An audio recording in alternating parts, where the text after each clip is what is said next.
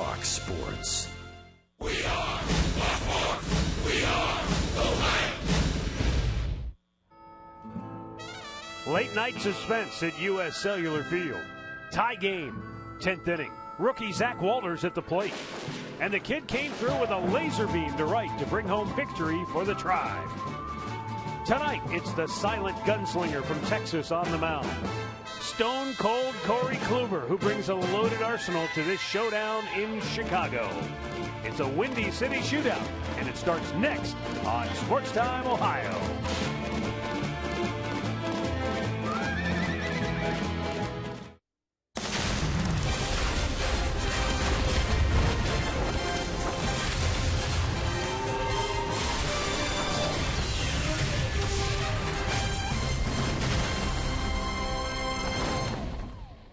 From U.S. Cellular Field in Chicago, the suddenly surging Cleveland Indians, winners of 3 straight, 10 out of 14, take on the slumping White Sox.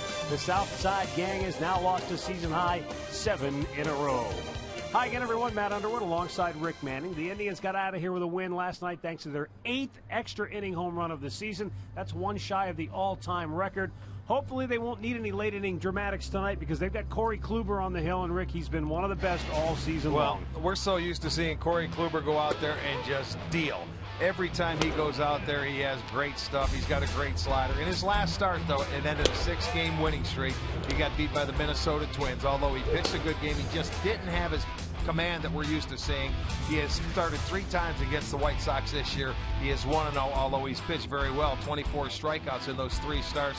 13-7 on the year. He will be matched up against Hector Noesi. He will be making his 3rd start, who is 0-1 and a 5.25 against the Tribe. Despite giving up 3 runs his last time out, Corey Kluber's ERA since June 15th is 1.61. That's the best in the American League and second only to Clayton Kershaw in all of baseball. You can't talk enough about the Indians right-hander, so we'll talk more about him when we come back.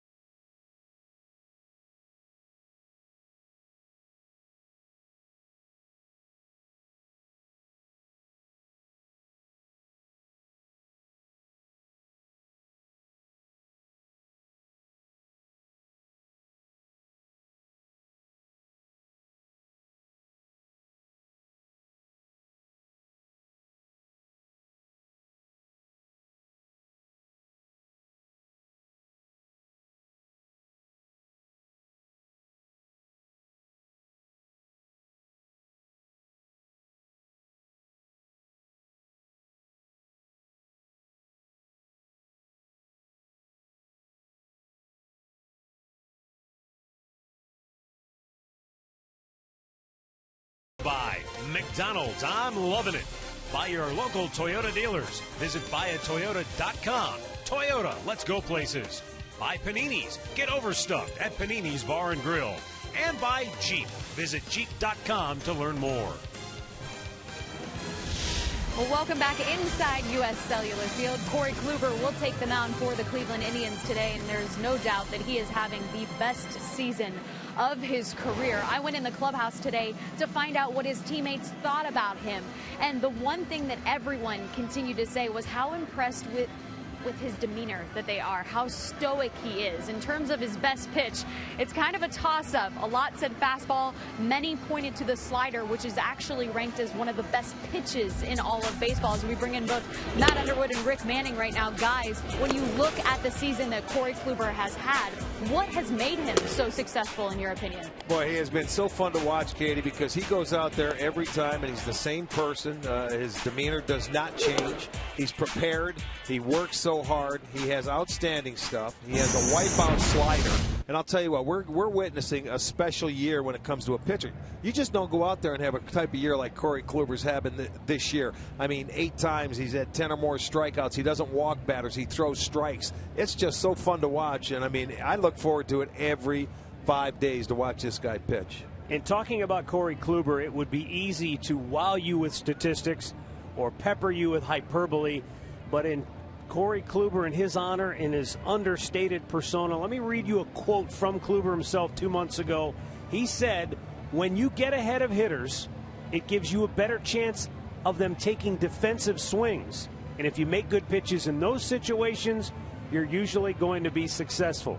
And I think therein lies the beauty or the secret of his success, because he has followed that game plan and executed it flawlessly all season long. He's on the hill for the Tribe tonight as they try to make it 4 straight and 11 out of their last 15. The White Sox, meanwhile, are looking to stop a 7-game skid. The play-by-play is coming up next.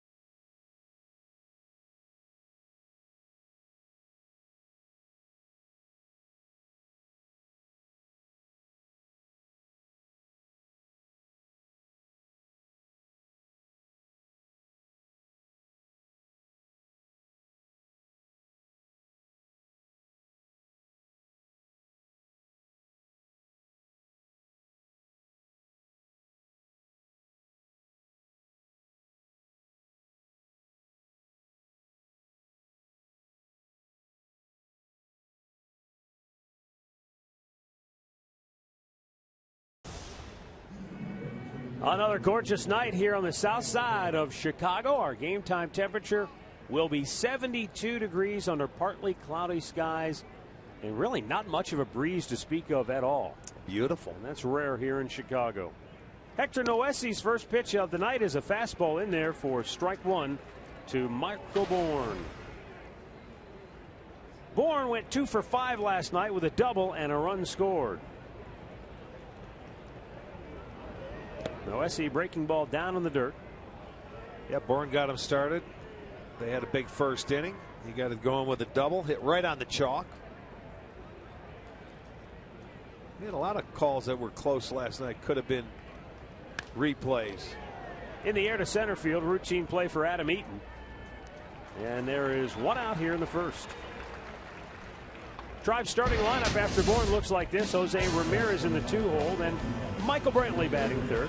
Carlos Santana, Jason Kipnis, Lonnie Chisenhall occupy the middle. How about Zach Walters? What an impact he has made on the Indians since coming over from the Nationals in the trade for Asdrubal Cabrera. Then you got Chris Dickerson and Roberto Perez batting ninth. GMC starting pitcher Hector Noesi. He is making his 22nd start of the year. His record 7-9, 486 earned run average. His third start against the Indians. He's 0-1 this year with a 5.25.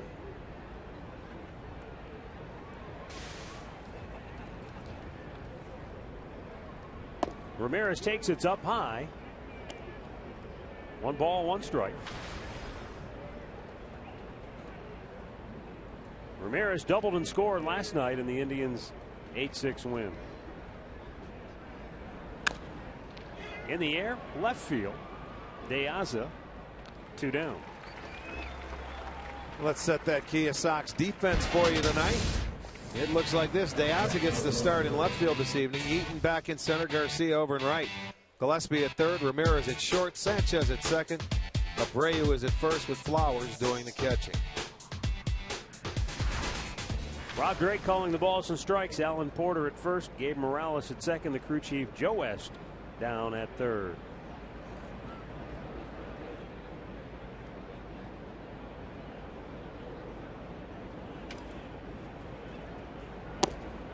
Michael Brantley looks at a strike.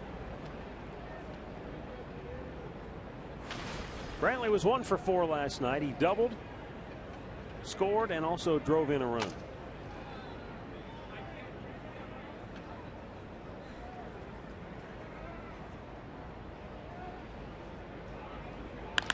That is hammered to center field. Eaton going back and makes the catch on the front edge of the warning track. And the Indians go 1-2-3 to start the game. Now the White Sox are coming to bat when we come back.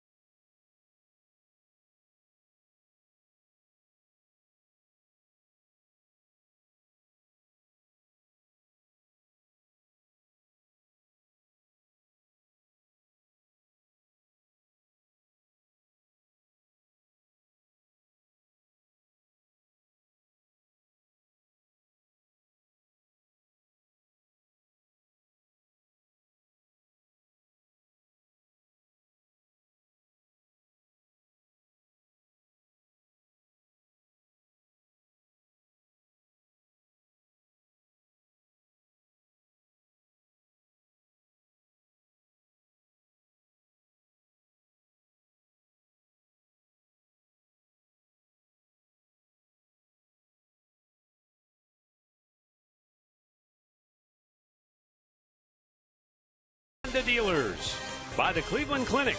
Call today for an appointment today. And by the Northeast Ohio Ford dealers.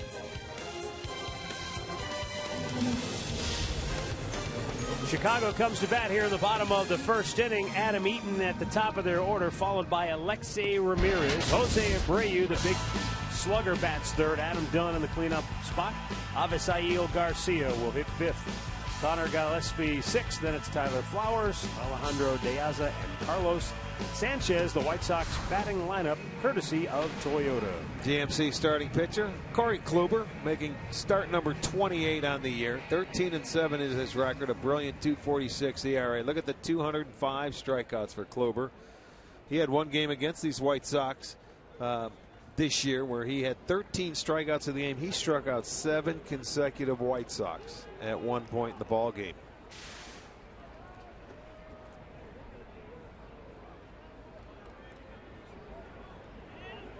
Kluber into the windup. And a fastball hit to third on one pitch. One out. Let's take a look at that Indians defense. Behind Kluber tonight, it'll be Brantley in left field, Bourne is in center, Dickerson in right, Chisenhall at third, Ramirez at short, Kipnis at second, Santana at first, Perez behind the plate. That defense is brought to you by Kia. As a team, the White Sox are 9th in the American League in batting average. They're 8th in runs scored, 5th in homers. Not surprising. They generally hit a lot of home runs, especially here at home. But interestingly enough, they strike out a lot and they don't walk much. That's a bad combination. Well, that's true. They're 12th in walks, 14th in strikeouts. Only one other team strikes out more than them, and that's Houston.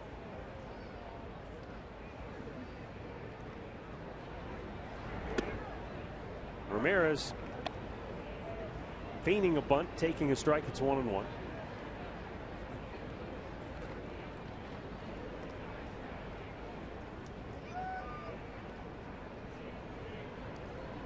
Now the 1-1. Oh, perfect pitch, but didn't get the call. A little bit off the plate, I guess. And it's 2-1.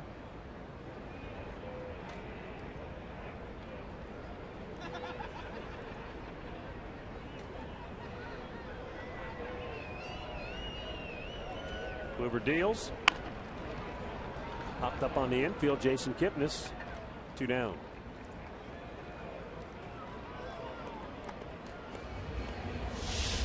Keys to the game are brought to you by Wayside Furniture. Let Kluber pitch with a lead. That's always a positive. And how effective will his slider be against this right-handed, predominantly right-handed hitting lineup? Though they do have Adam Dunn in there tonight and Alejandro De Aza. His slider is good against any right-handed lineup. When he gets ahead in the count like he normally does, it's a wipeout pitch for him. Jose Abreu. But the thing that most people have to understand, and for the young kids watching at home, you see he throws a lot of fastballs to set that slider up. It's just not slider, slider, slider. Right. And guys can't hit it. He is very effective with his fastball. He uses his changeup. He is working both sides of the plate with every pitch that he has, and he can do it with strikes. That's what makes him so effective. Looked like maybe a two-seamer that missed down low.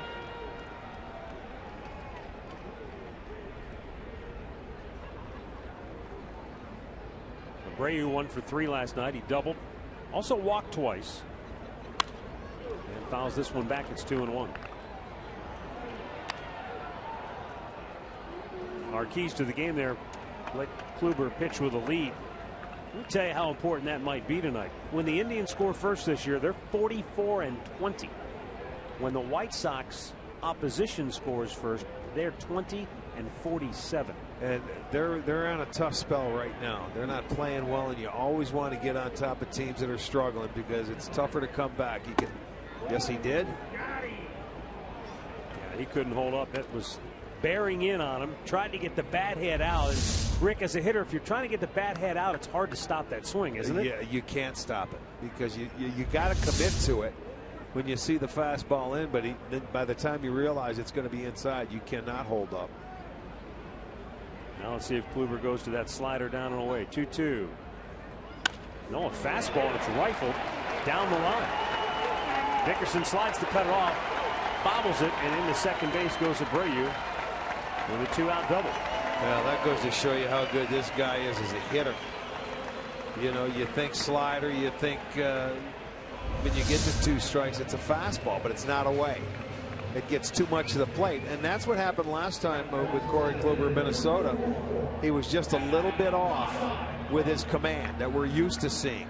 And that fastball was down the middle, so good hitters take advantage of it. And Abreu lines a double, his 31st of the year. Had a double last night. Good hitter. Here's Adam Dunn, did not play last night. 19 homers, 49 driven in on the year.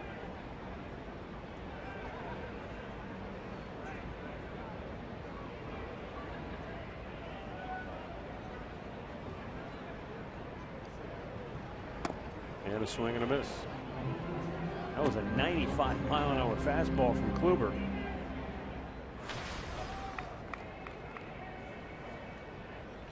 Well, the Yankees have jumped out all over Detroit 6-0 in the third inning at Comerica Park. That's David Price pitching for the Tigers, and the Yankees are beating up on them. Holy smokes.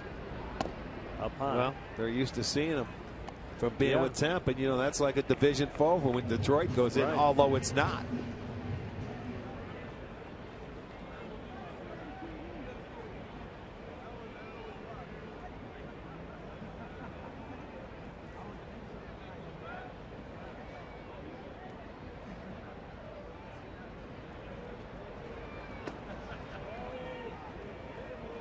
Two balls and a strike.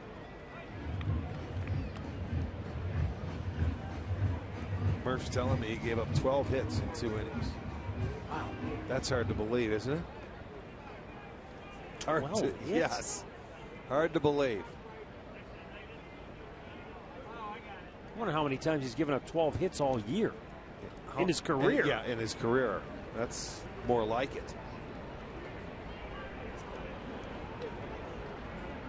The 2-1 pitch. Considering the last time he pitched, he gave up 1 hit and lost. Yeah, against his former team, right?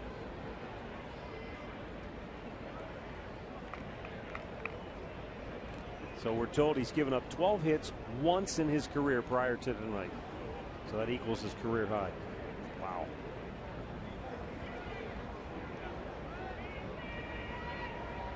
Dunn awaiting the 2-2 from Corey Kluber with Abreu at second base. And a foul right back.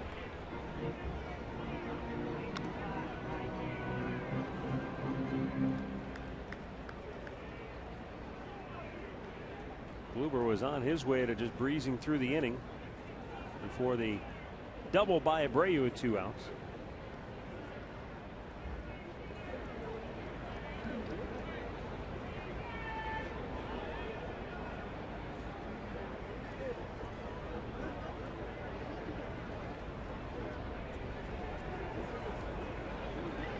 Swing and a miss. Kluber strikes him out with the off-speed pitch, and the inning is over. No runs ahead of 1 man left. And after an inning, we have no score in Chicago.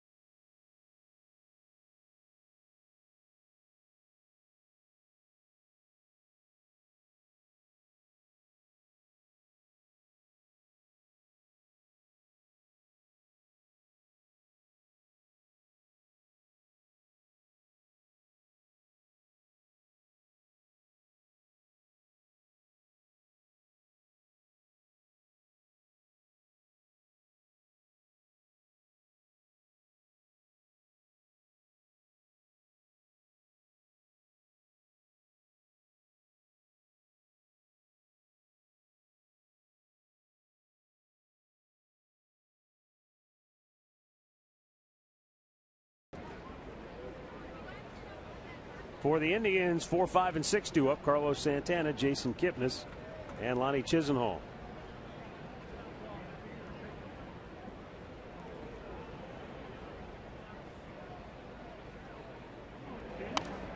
Back out of play.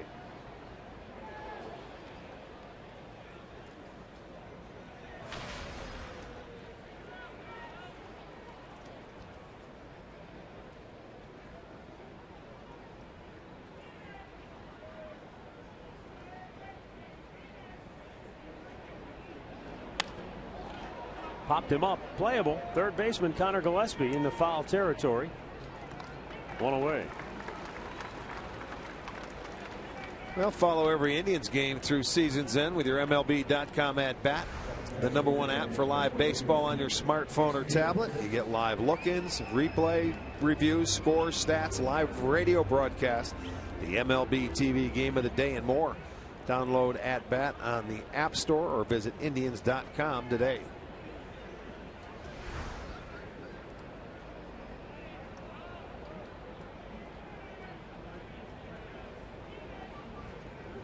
Now Jason Kipnis, who continues to make himself right at home in his native Chicagoland. He's hitting 23 of 25 career games here at U.S. Cellular Field, a .383 lifetime average in this ballpark. Now, why wouldn't you make yourself at home? You are from here. Go right ahead.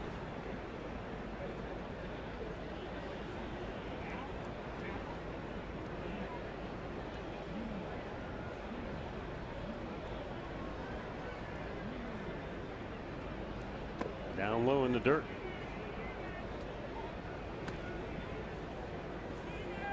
Got some Kipnis jerseys in the crowd.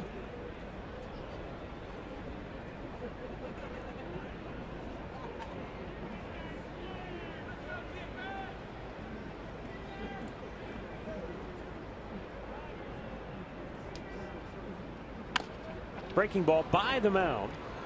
Cut off by Ramirez. What a play. Alexei Ramirez stole a hit from Jason Kipnis with a dynamite play, showing off his terrific range. Well, it really is. I mean, he's on the second base side when he makes this play. Look where that ball is hit. He gets to it and gets rid of it in a hurry. Boy, we talk about an underrated shortstop. He makes all the plays. I don't care if you go into the hole to his backhand side. You can see how much ground he covered that way. Very good shortstop.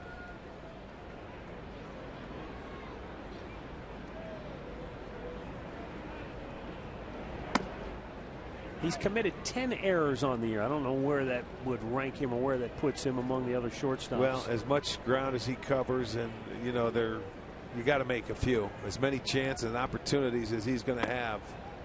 Yeah, I'm thinking a game 131. 10 doesn't seem like an inordinate amount for a shortstop. One every 13 games because he seems to play every game. Yeah. If you break it down quick and simple that way, but. Then again, we may be numb to that because the Indians have committed so many defensive miscues this year. Well, there you go. He's right at the top. Yeah, doesn't surprise me. I see Escobar, who I would put up there too.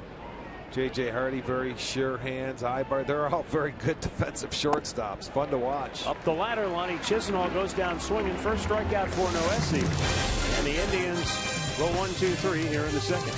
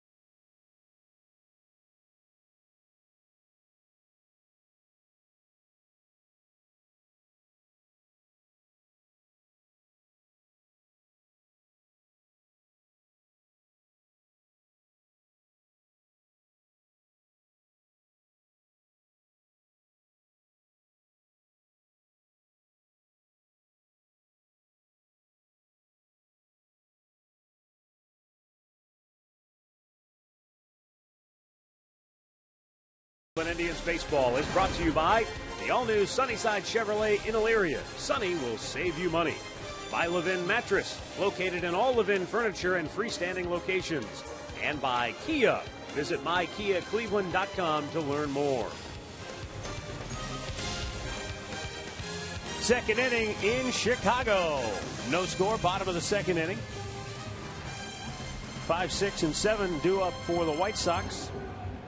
Avisail Garcia will lead it off. 2 for 5 with a double and a couple of runs driven in last night.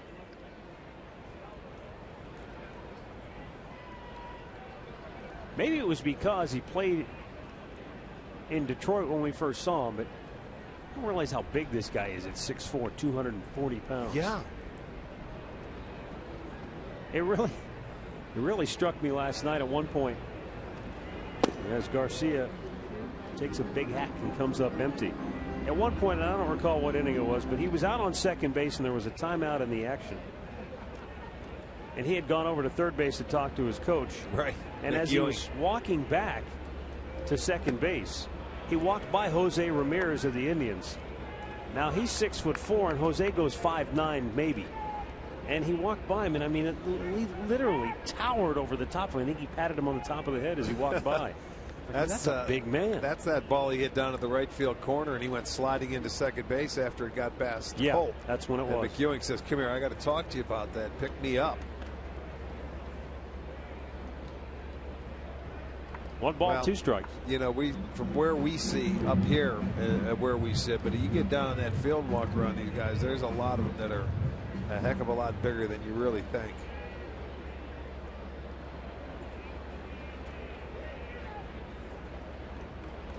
Now a 1-2. Couldn't get him to chase that time, and he's back to even in the count.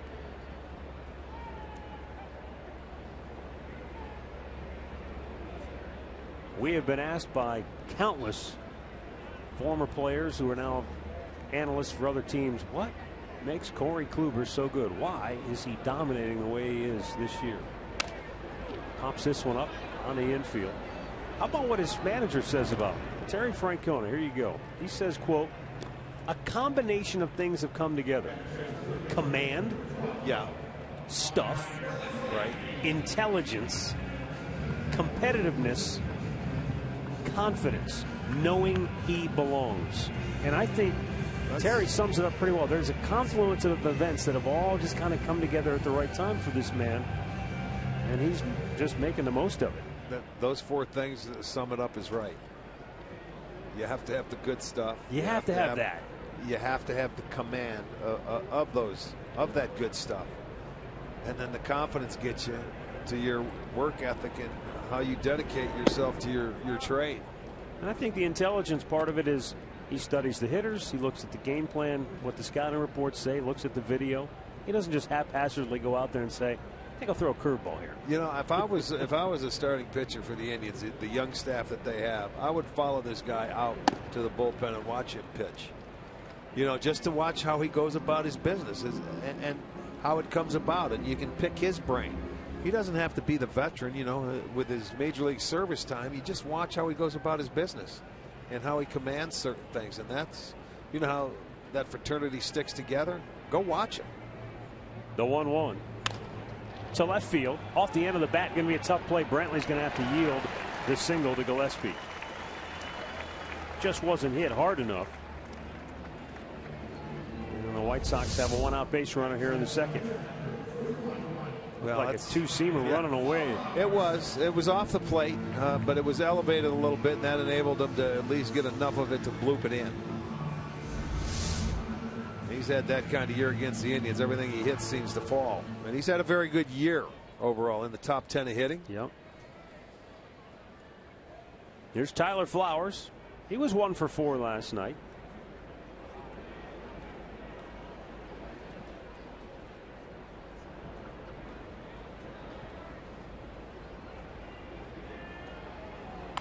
And a foul right back.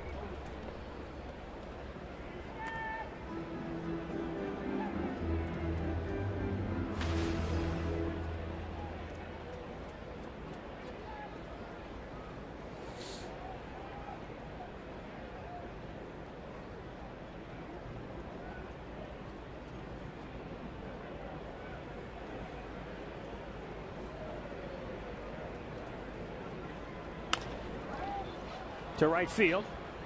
Chris Dickerson will make the grab for out number 2.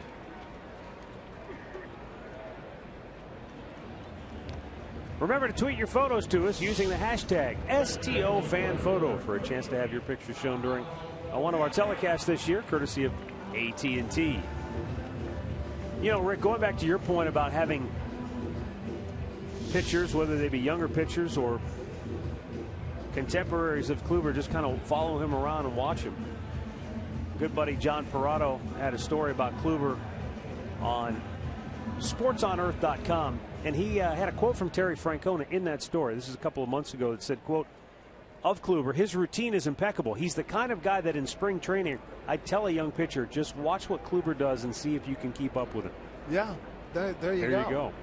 I mean, as a young player, you have to look up to somebody that you want to follow and, you know, maybe pattern yourself after, even though you're not the same kind of pitcher or hitter or fielder.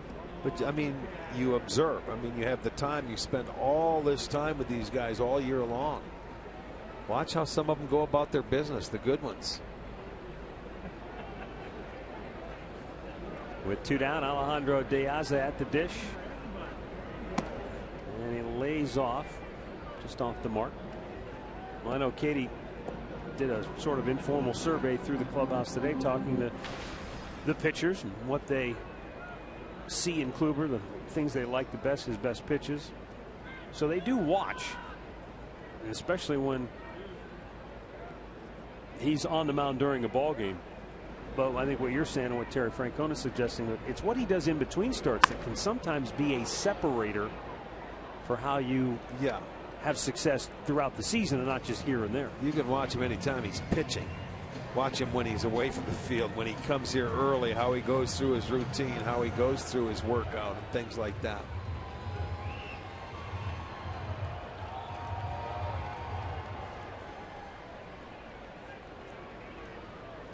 Well, you told me you watched him one time this year in Cleveland in a bullpen session for 15 minutes. It was just working on his delivery. By himself.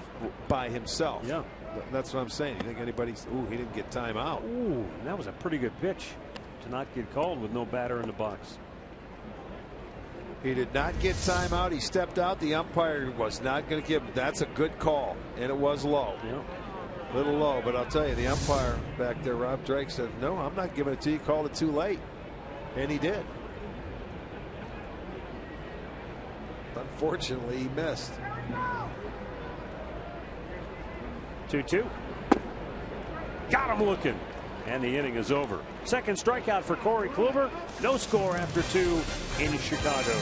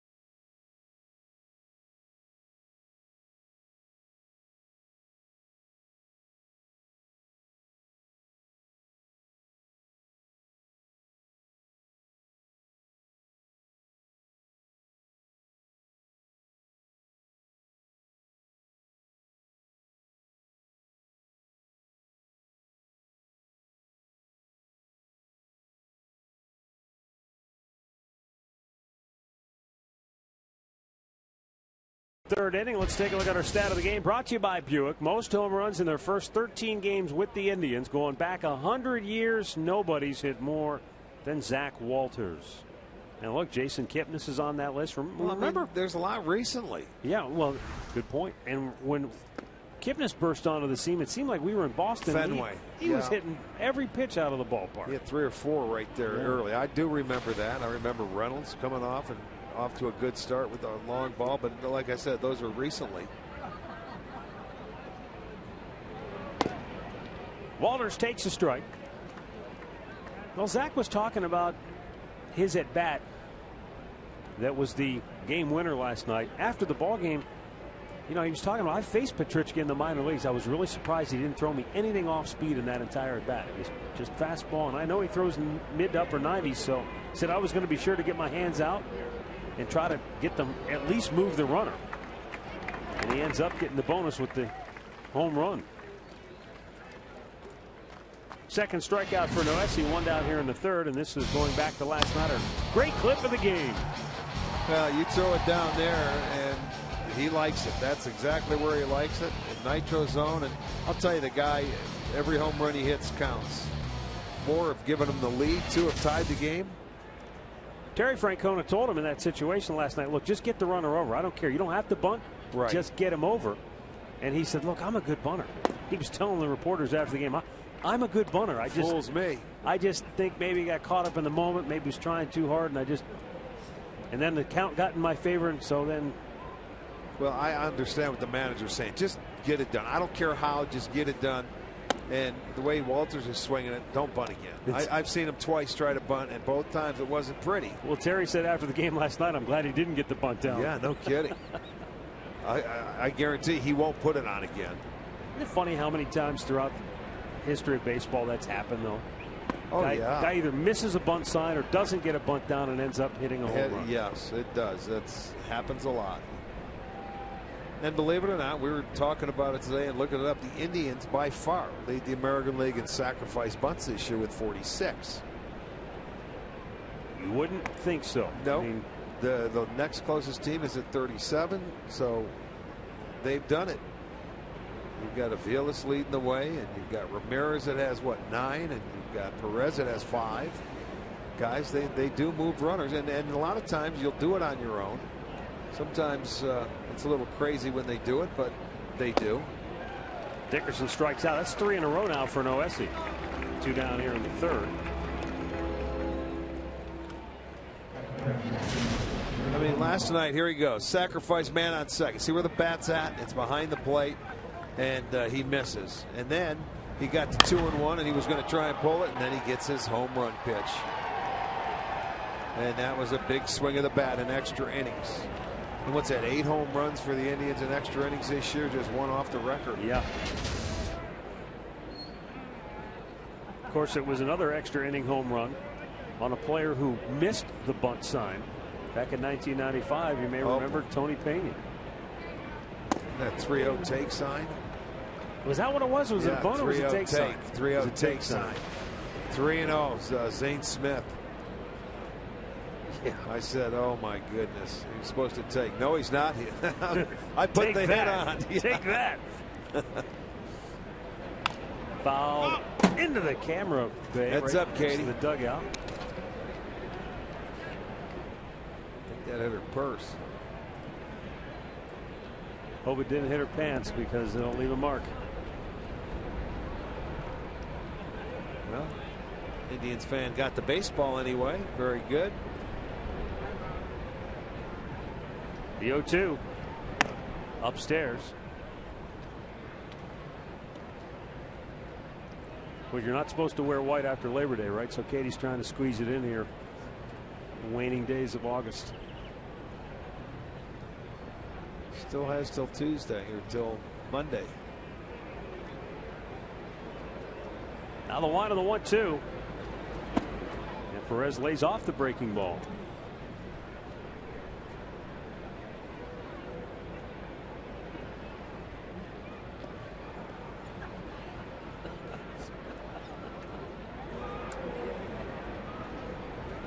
Now the 2-2.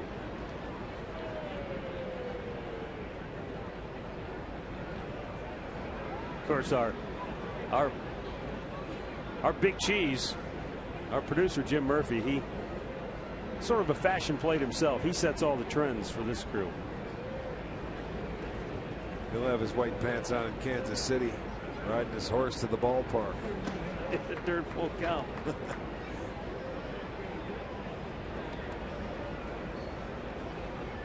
With the sub in the back pocket. And one with two subs, one in each holster. And one under his 10-gallon hat for later.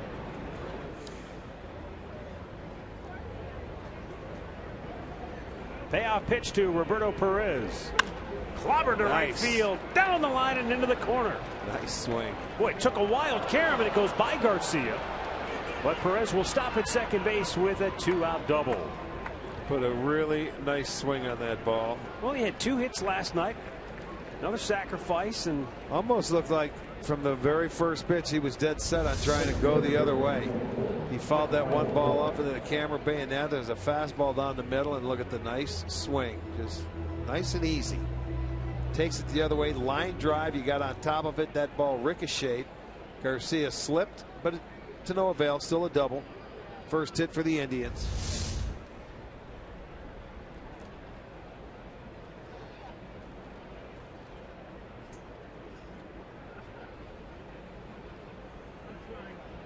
Michael Bourne flied to center his first time up, looking for a 2-out hit here. Trying to get the Indians on the board first tonight.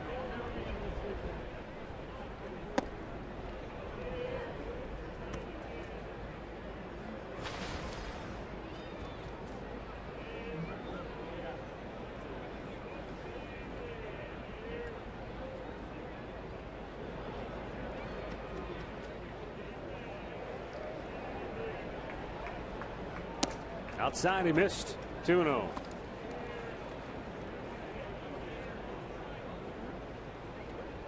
Last night, Bourne had a single with Perez on second base. You can see with 2 outs, runners in scoring position. He did a good job last year. And Perez was thrown out at the dish on a base hit to center field last night. 2-1.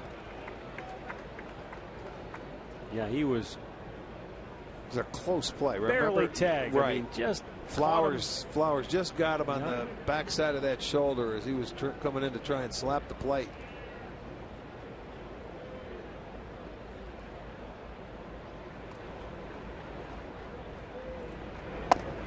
Up and in, he missed. 3-1. Well, he threw him a 2-0 off-speed pitch that Bourne swung at, and it's again like a 3-finger changeup. It looks like the split there. I thought was that 3 fingers. It was like a split changeup. We've seen it just a couple of days ago. Good pitch. Fastball, well located. 3-2 the count. I think he might have been looking for that same changeup.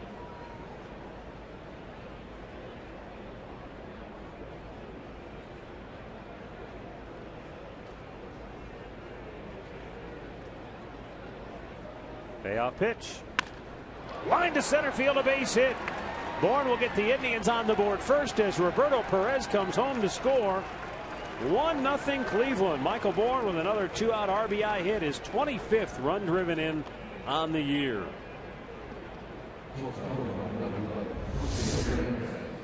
This will be our McDonald's. I'm loving it as you see Bourne just take it right back through the box. Stayed back on it nicely. We said he has a nice average with runners in scoring position and 2 outs. Comes up with the big base hit, and the Indians are on the board first. 1-0. 11 of Michael's 25 runs batted in have been with 2 outs. And now Jose Ramirez with Bourne at first takes a high ball 1. Well, I gave you the numbers earlier. When the Indians score first, they're 44-20. And that suits Terry Francona.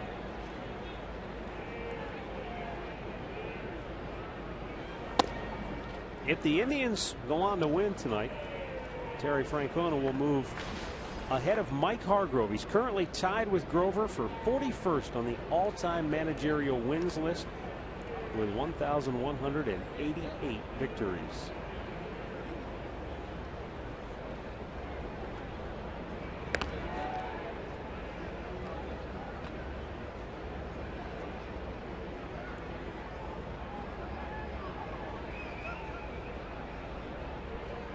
Just don't realize how taxing it is, how difficult it is to win 1,000 games in a managerial career as that ball's fouled right back. Because chances are, Rick, if you're good enough to hang around to win 1,000 games, boy, oh boy, you will have had to have lost just about 1,000 games as well. No question about it. Second straight night where Ramirez, when Bourne was running, swung at a pitch. Michael's looking in. You know what? Shaking his you head know going, what? You have to talk to him. It is. It's a rookie that swings. You know what? Give the guy. Bourne had a nice jump. He did it last night, and he had one strike on him. And again, it was a 1-1 count. You know, I know if you like the pitch, you got to go after it. You got to swing. I understand that. But he's going to learn where you give that guy with 2 outs a chance to steal a base. That's why he's running, to get himself in scoring position, and you'll have a chance to increase the lead, even if you come down to 1 strike. And if he gets thrown out, then you come back next inning leading it off anyway with a new count.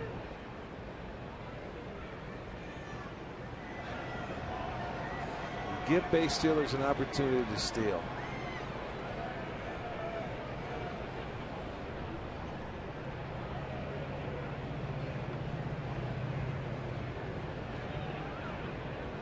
And that's where Michael's going to have to take the time to talk to him about that. Hey, in a situation, if I have an opportunity and I take off, you don't want to take the guy's aggressiveness away, a swing in the bat, but you do want a chance to steal the base.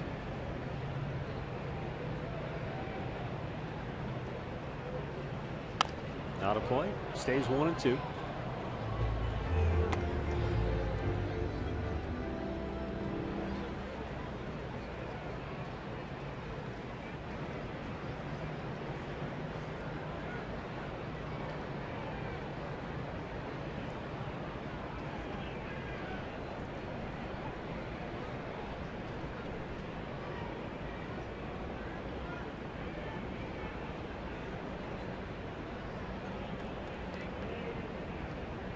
Bourne's running, and Ramirez swung at a pitch outside the strike zone.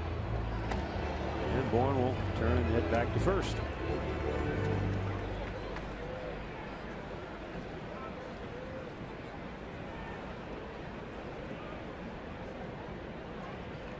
And it's one thing, too, with 2 strikes, I know you want to protect, but there was a case again where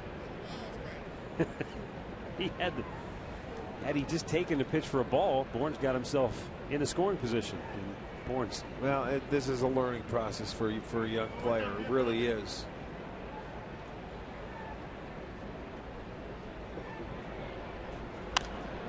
Michael's saying, I'm not running anymore. There are 2 strikes. I'm going to wait till it's 3-2 now. You know, Bourne's been a leadoff hitter his whole life. So, I mean, his job is to try and run and get in scoring position. That's something where he hasn't done. Look at Kipnis. These guys look like they're yelling at him. Go ahead. Keep going. You look at, they're joking with him. I like it. He's tired.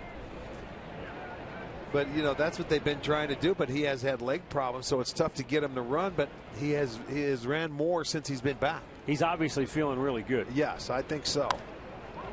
Another foul back. Michael says, I know what I'm doing. You guys just zip it.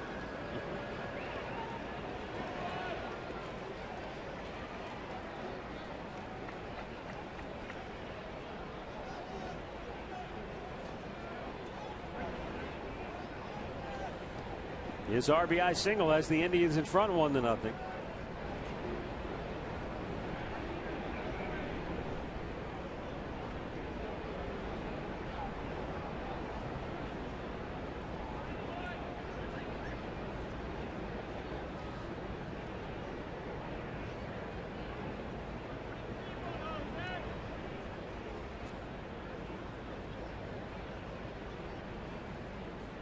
Boy, Noesi has ground this game to a halt all of a sudden here.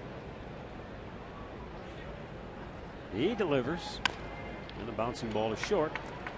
Ramirez goes to first to end the inning. But Michael Bourne comes through with a 2-out RBI single. Drives home Roberto Perez, who scores all the way from second, and the Indians have a 1-0 lead.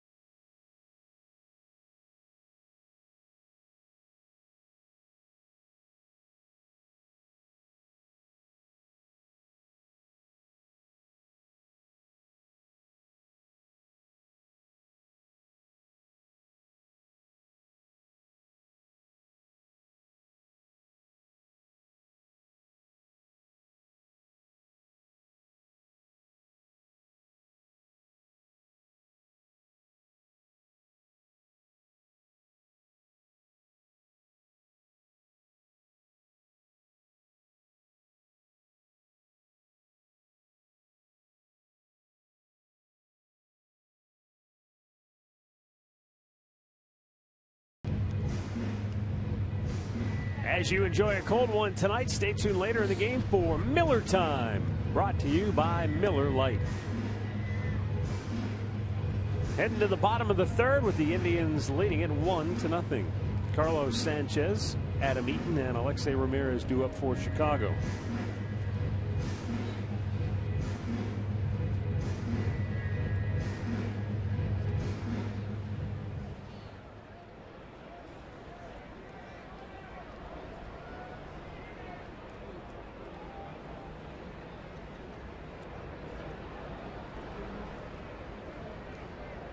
Sanchez 1 for 4 last night.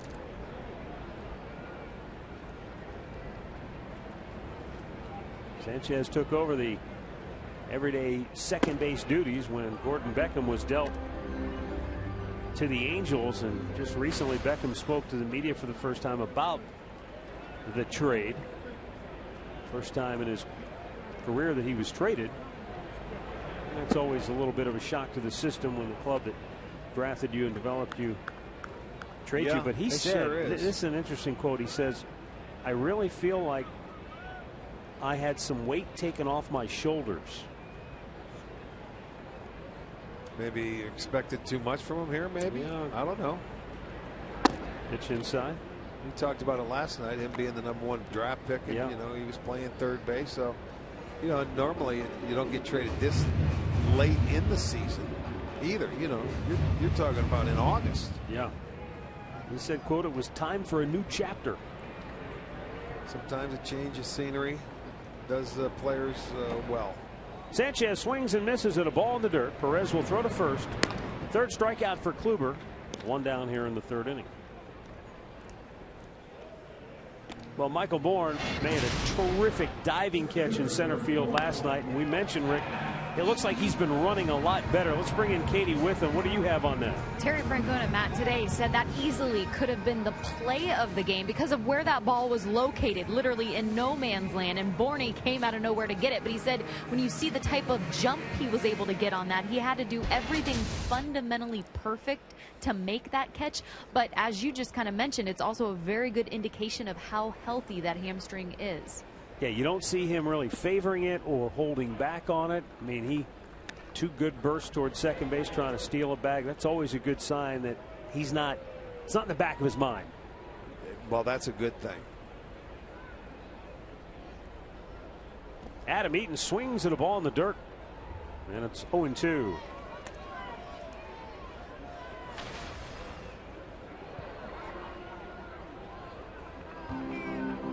Yankees lead the Tigers 8-1. They're still only in the 4th inning in Detroit. Seattle lost already, so a chance to pick up some ground in the wild card race for Cleveland tonight. To right field down the line. This is trouble. Eaton can fly. He's on his way to second base. And he's not going to stop there. Headed to third, and he'll go in safely with a 1-out triple. Well, he had it in his mind. He was going all the way to third base with 1 out. It's a great try. You know, go ahead if you have the opportunity. It's right down the line. He hits a slider that was down. He kept his hands backing up. That's a pretty good job of hitting the baseball by Adam Eaton. And his head is down. He said, I'm going. I'm going to make him throw me out. But Kipnis got turned around and turned the other way. And an inside out throw. But it's not going to get him. Eaton goes cruising into third base with his 8th triple of the year. This is not a triples ballpark, mind you. No, but the former Miami Red Hawk is right there among the league leaders. Yeah, sitting at the Alex top. Rios. Indians bring the infield in with 1 out. Alexei Ramirez popped up on the infield his first time up. And Kluber goes right at him. Buckled his knee with a breaking ball for strike 1.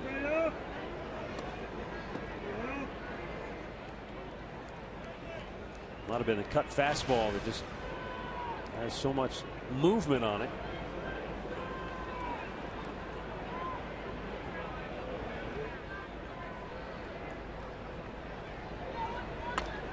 Popped up foul, and this will find the seats.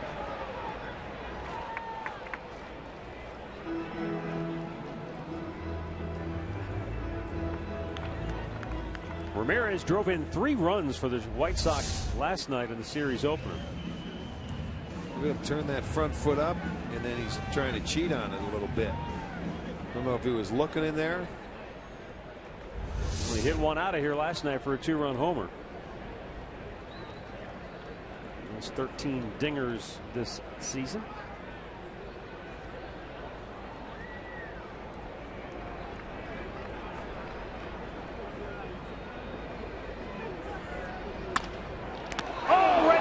Santana, 2 down. Hit it hard, barreled it, and right there to grab it was Carlos Santana.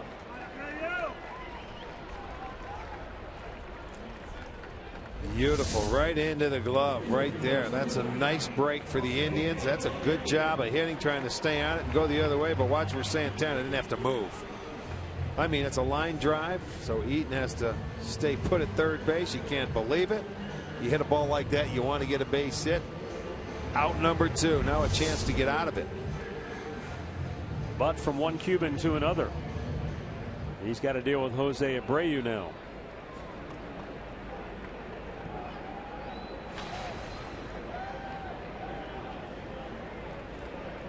Abreu doubled down the right field line in the first. In fact, it was a very similar pitch to the one Ramirez just hit. Fastball, but it got a little more the middle of the plate. Yeah, that ball, you're right. It was still a good approach because he had 2 strikes, probably looking for the slider, and he hit a fastball the other way.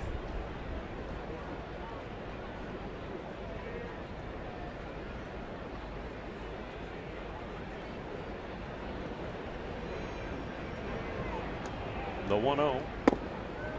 Abreu's manager, Robin Ventura, feels like because the White Sox are in the position they're in, 4th place in the division, 13 games under 500, he's not going to get Abreu much consideration for MVP honors, even though he's putting up the kind of numbers that would put him at least in the conversation.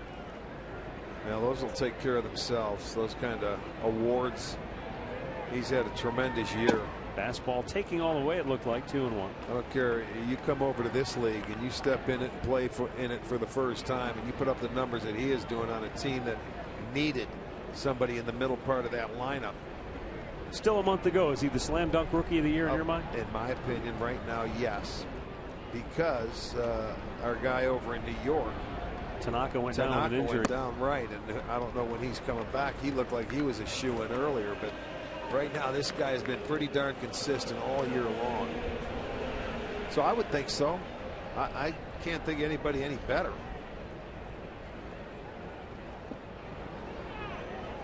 Young man in Detroit's had a good year, Castellanos, but not 33 homers and 94 runs batted in good, and 30 doubles. Look at that. And another RBI for Abreu. That ties the game at 1. 2-out RBI single on a 3-1 pitch, and we're back to even. Well, this is the guy in a lineup, and I think it was the cutter that he throws him here. This is the guy you don't want to beat you. And there again, for whatever reason, he's thrown 2 pitches to this guy down the middle, and guess what? He's 2 for 2. There's the cutter. That's not where he wanted it. And it goes right back up the middle. So he took the straight fastball down the right field line, the cutter down the middle, up the middle. Stay away from that guy next time. Adam Dunn struck out his first time up. And a swing and a miss at a fastball blew right by him.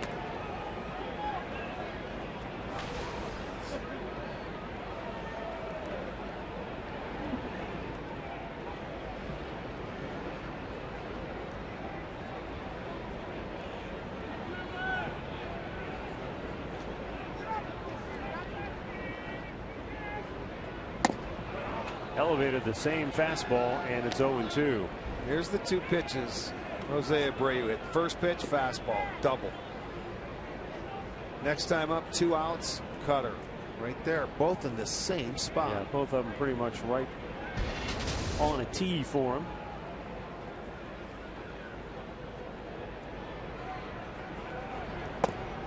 A little bit high, didn't get him to chase. And almost had it called anyway, just a little too tall. 1 ball, 2 strikes. I go back and I see those 2 bits. Amazing. When you're the good hitters, the pitcher seems to make mistakes to the good hitters. When you're a 7, 8, 9 hitter hitting 230, 240, they seem to find the edges every time you're up. You never find one down the middle. That's down the middle again, and that's crushed. And that'll go to the wall, and this will give the White Sox the lead. Perhaps. Coming around third. Oh, yeah, he's going to score easily. 2-1 Chicago as Adam Dunn absolutely clobbered a ball. He was down to the count 1-2. And Adam Dunn smoked it to straightaway center. It's the 3rd hit in the inning. And the White Sox already with 5 hits on the night. Well, this is, he got it down into his zone. He's a good low ball hitter. Watch this. And he hit a vicious line drive. Nothing Bourne could do except get to the wall as quickly as possible and get it in. And you can see Abreu doesn't run bad for a big man.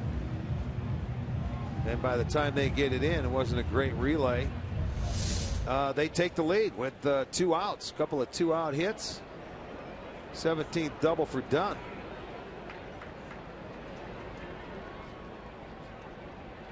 Avisail Garcia.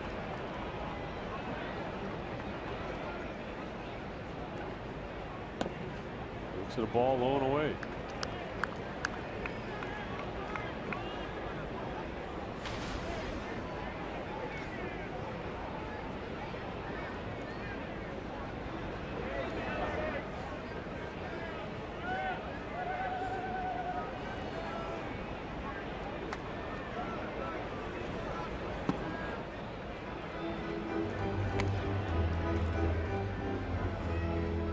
Two balls, no strikes.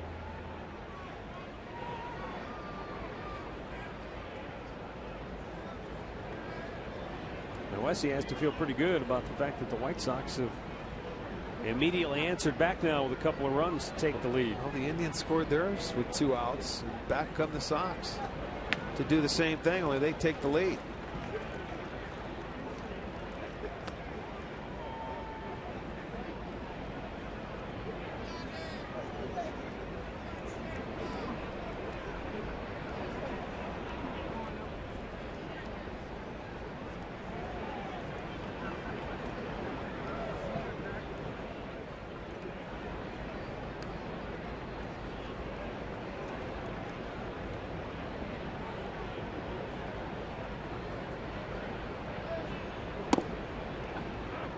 Pours a fastball right down the heart of the plate. 3-1 as Connor Gillespie would be next.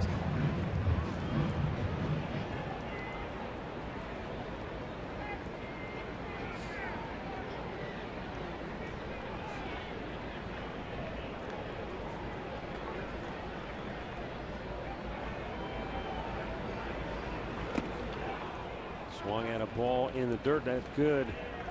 You know, there's breaking a ball. case. That slider has that good biting downward action. Yeah, but there's a case there on a 3-1 pitch where you don't swing at the slider. You look for a fastball. You got it 3-1, and that's just a pitch you're not going to be able to hit even if you swing at it. And I don't know if it was a cross up or what, but Perez didn't catch it, and he ran out there to talk to Kluber.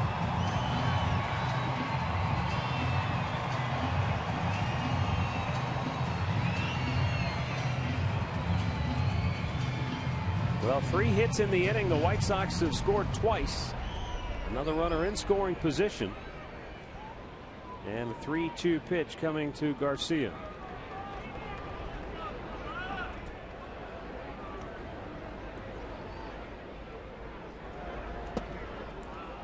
Wow. A little bit off the plate. Time for a Mazda game break. And we'll go back to the studios right now. Here's Al Pulaski.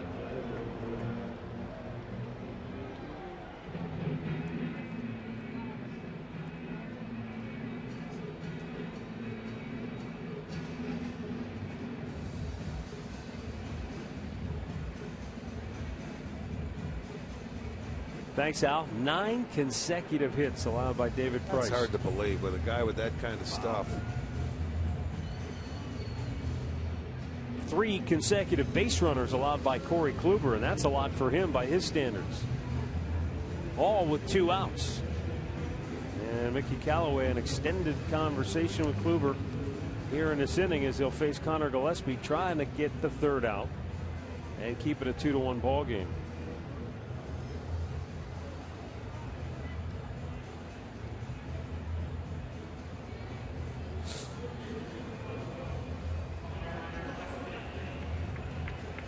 Gillespie dumped one into left field his first time up for a single. So he's hit in both games against the Indians so far in the series. It's about par for the course. He's batted over 400 against the Indians on the year. He picked a pitch that I think was off the plate, Matt, but it might have been upstairs a little bit and got it in front of Michael Brantley.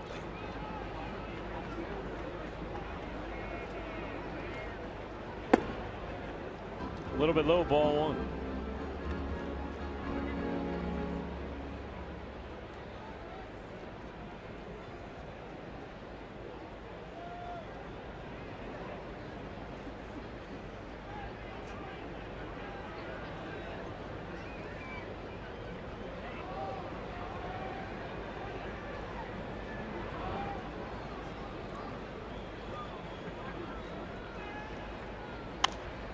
Popped him up, but this will find the seats. And the count is 1-1.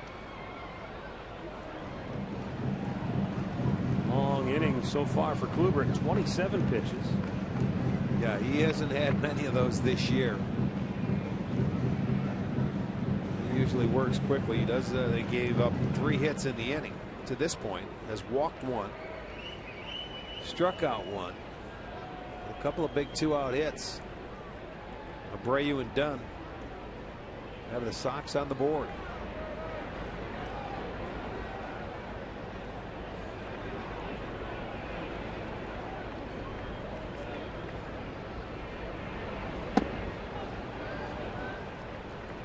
Two balls and a strike.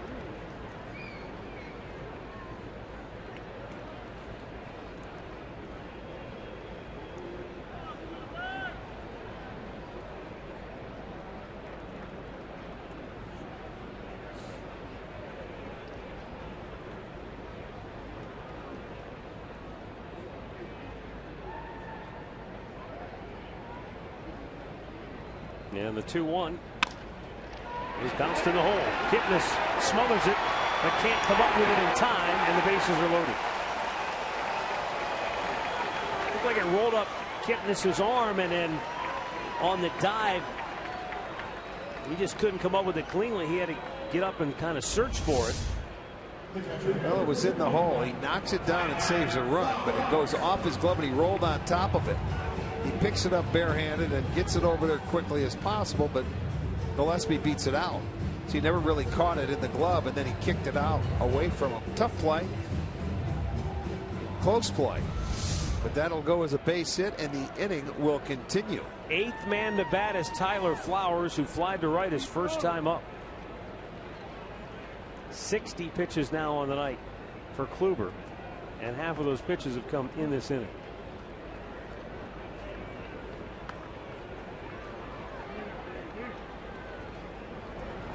Swing and a miss.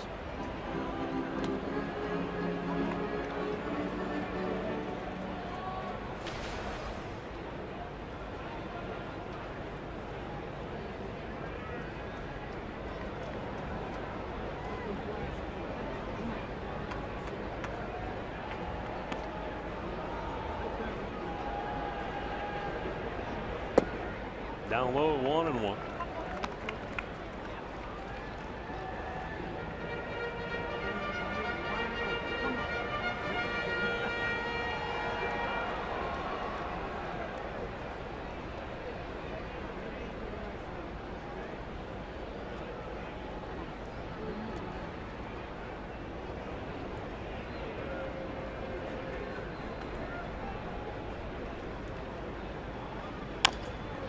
Slowly chopped towards third.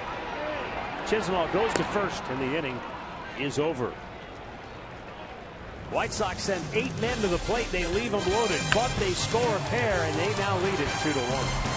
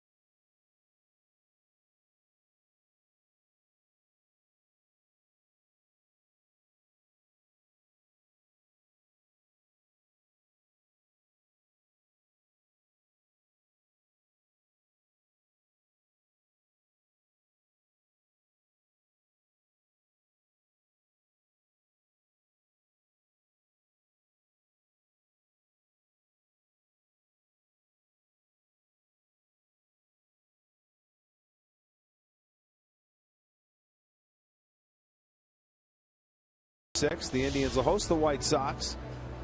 10,000 fans will get the shirt. It's voted by you earlier this season at Indians.com/promos.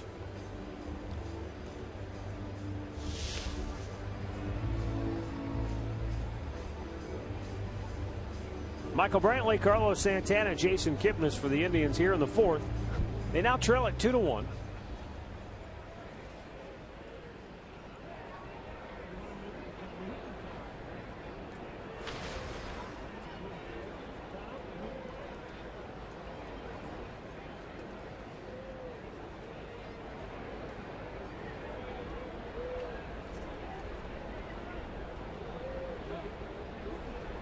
And Brantley takes a fastball for a strike.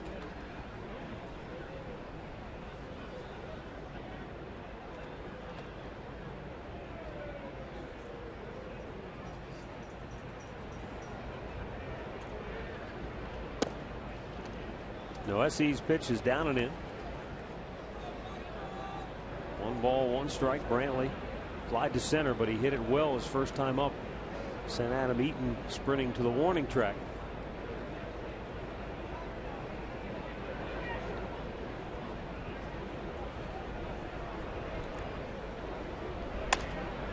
It's on a play.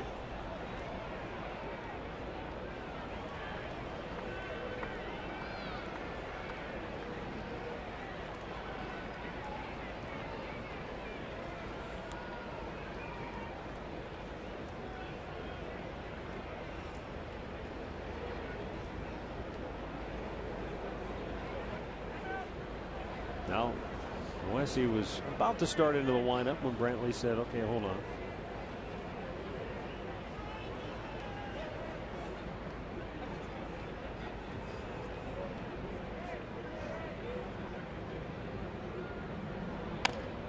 Chopped it up the middle. Going to be a tough play for Ramirez. He unloads in a hurry and he got him. Second time tonight he's made a terrific defensive play ranging to his left. And Brantley is out number one. Well, this one was a little different. It was hit like a changeup where he has to break in and come in to get this ball. And look how quickly he just gets it over the transfers into that throwing hand. Watch. All in one step. In, out, takes one step and throws. Now the White Sox will shift 3 to the right side of the infield for Carlos Santana.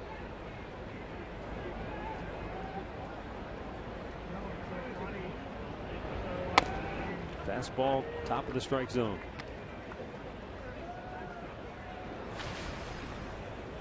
Well, Chicago has the lead, but for Cleveland, the key is to kind of peck away and stay close. The Indians have been very good as that ball's blistered by Sanchez.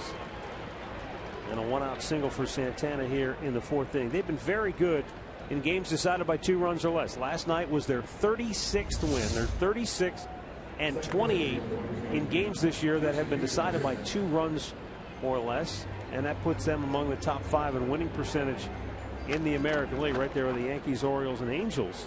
Also Kansas City in the mix. And when you're playing a team like Chicago, look, they've had a lot of trouble because of their bullpen this year. Yeah, closing out games, right. So, you know, as TJ House said last night, even though it was a back and forth affair, he said we never felt like we were down. Just always felt like we were right there. And eventually they were able to prevail in extra innings. Well, that's the key to a pitcher. Keep your team within striking distance. The Indians have been a team where they've been able to score late most of the year.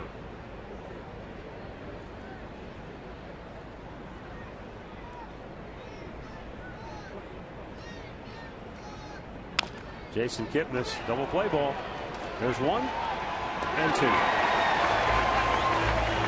We'll head to the bottom of the fourth in Chicago. It's the White Sox 2 and the Indians 1.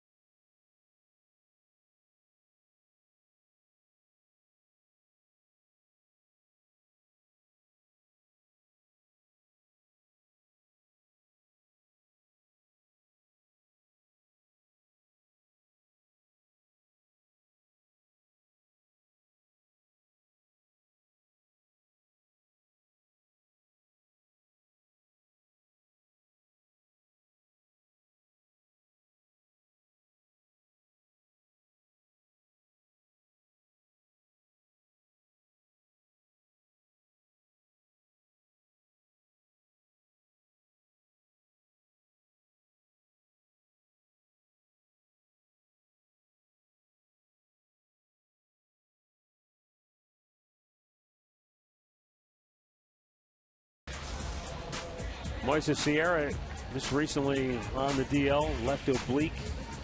Nate Jones, Felipe Polino, 60-day DL. I think he may have made one of his last starts against us earlier in the year, Polino, before he went on that DL, and still on it. Alejandro Diaza, the only White Sox batter that did not hit in the third inning, will lead off the fourth.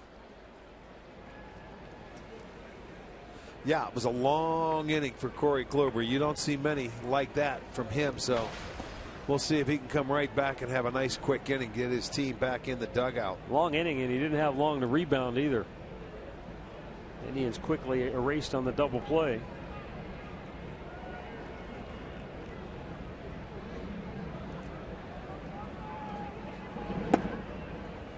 Piazza takes a strike.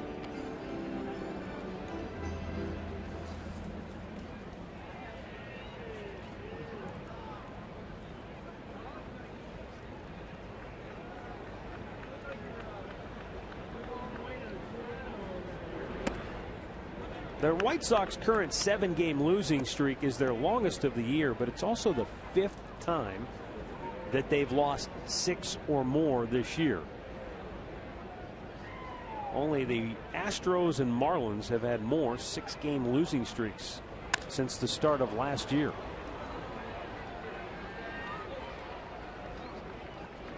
One away. That's not a lot of fun. It's one thing when you're take another look at Michael Brantley making a catch here in left field. It's one thing if you're on one of those 8, 9, 10-game losing streaks. They're no fun. But when you're consistently dropping 5, 6 in a row, and then you maybe win a game or 2, and then next thing you know, you're right back in another 5, 6-game slide. You're losing a couple of series in a row. That's what just can suck the life out of a team. Well, it does, and we mentioned it, and we talked about it last night, where they were in the midst of playing, a number of games against 500 or plus teams. Close, but fouled on the left. 500 or above, and that's a tough part of their schedule. And yet they played well against those teams. Yeah, the White Sox, for the most part, they've been close to 500. But they've been horrendous against the sub-500 teams. Right, but they're in a tailspin right now, and they're scuffling.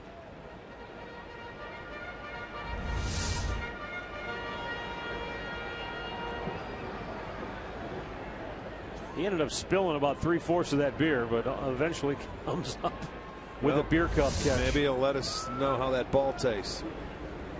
Right into the beer cup. That sounded weird off the bat. Sanchez takes a look. That seems to be okay. He'll stay with it. 0-2 the count.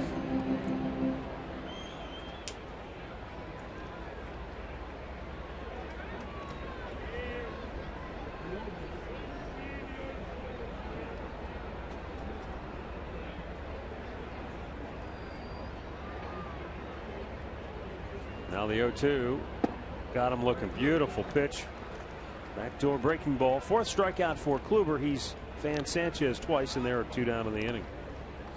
Check this pitch out on our Nissan pitch tracker. It's a slider. Backdoor breaking ball right on the outside edge. What a beautiful pitch. Starts off away. The left-hander has a tendency to give up on it. It comes right back in. Caught the corner. Gets the strikeout. Top of the order, Adam Eaton. Eaton started Corey Kluber's problems in the 3rd inning. He swung at a breaking ball in the dirt early in the at-bat. Kluber went back to it, but he didn't bounce it.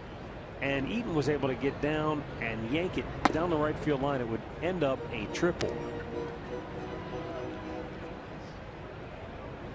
He would come around to score the first of 2 Sox runs in the 3rd.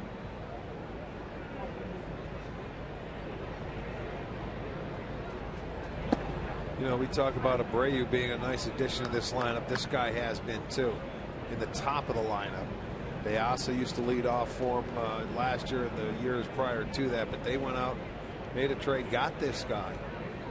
And his problem is he has a tough time staying on the field because he's always injured, and it's the style of play. I mean, he plays hard, he goes at it 100% all the time, but he's going to miss a few games throughout the course of the year because of the style of his play. Now, he says that with each trip to the DL, he learns a little bit more about himself, about his body. We'll see if that's really the case or if that's just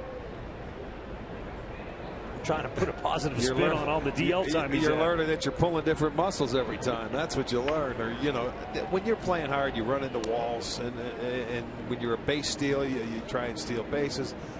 He's a physical guy. He's not a big guy. That body doesn't matter. It's a grueling schedule.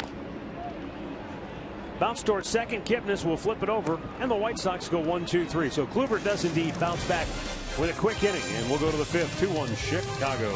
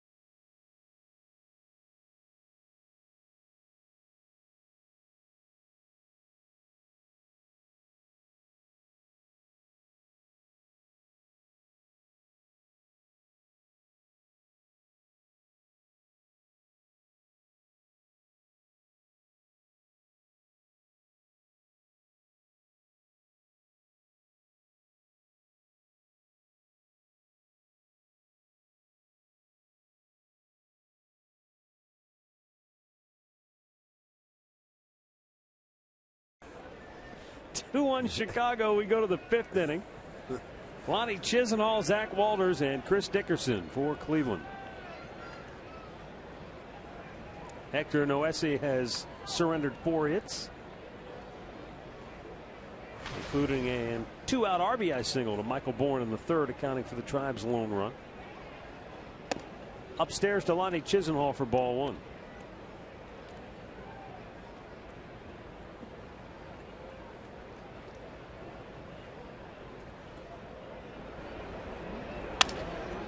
Broke his bat, popped him up on the infield.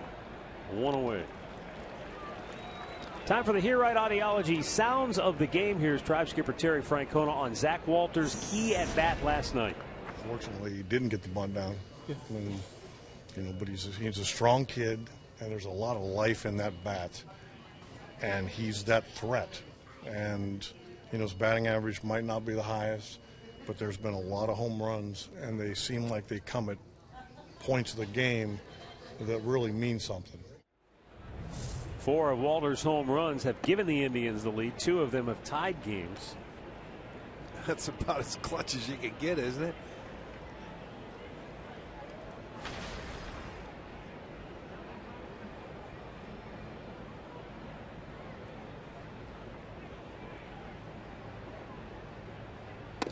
Swing and a miss. It's upstairs.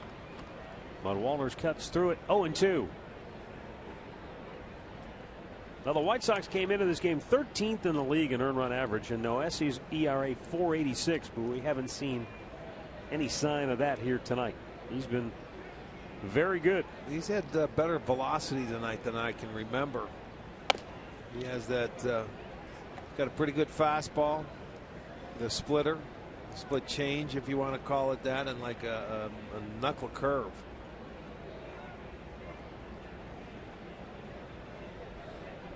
Well, there's the pitching coach talking to a hitter, and it looks like the pitching coach is doing all the talking. And in your experience, that's not unusual, is it? No, it's not.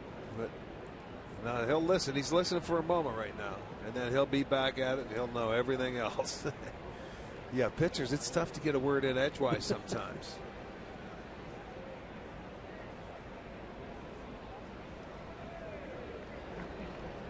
Another 1-2 pitch. Struck him out looking. He knew it. Walters has struck out twice tonight. 4 Ks in the game for Noesi. 2 down here in the 5th. Well, let's look. It's a good fastball. It's on the inside part of the plate, and there it is. Has a little comeback to it, and you can just tell by the reaction. Zach Walters, no question about it. I'm not even going to stick around to hear the call.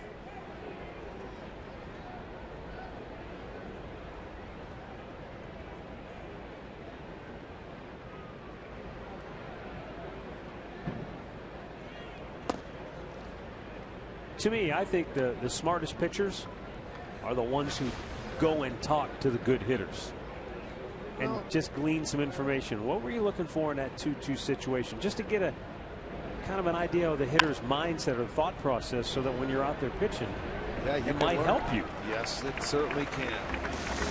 Unless he doesn't need a lot of help tonight, he is cruising right along. Indians go 1-2-3, 2-1 Chicago, middle of the 5th.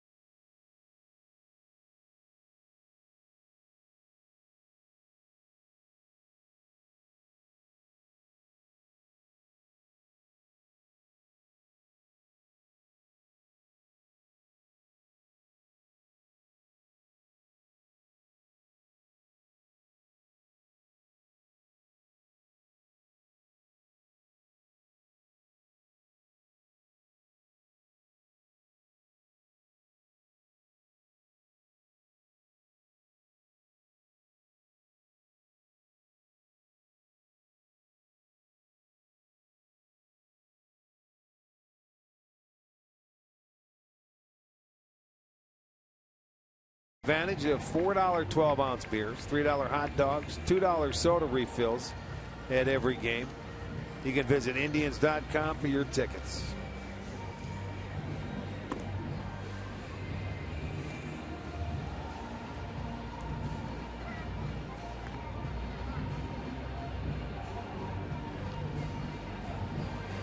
Alexei Ramirez will lead off for the White Sox here in the bottom of the 5th inning.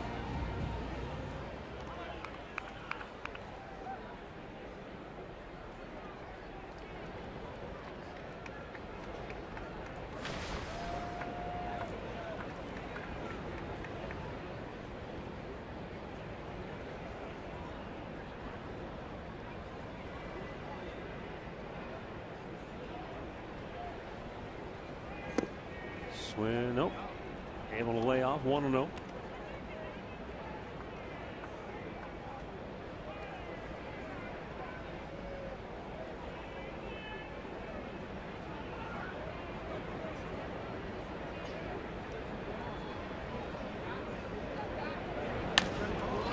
High fly ball to left. Brantley drifting back, makes the catch, one away.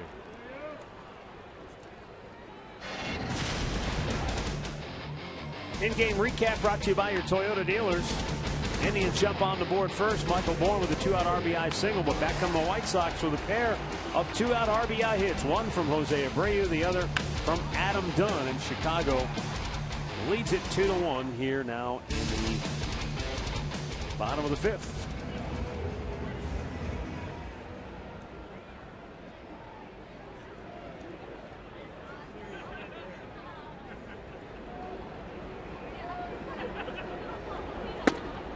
Pitch a little low and outside for ball 1.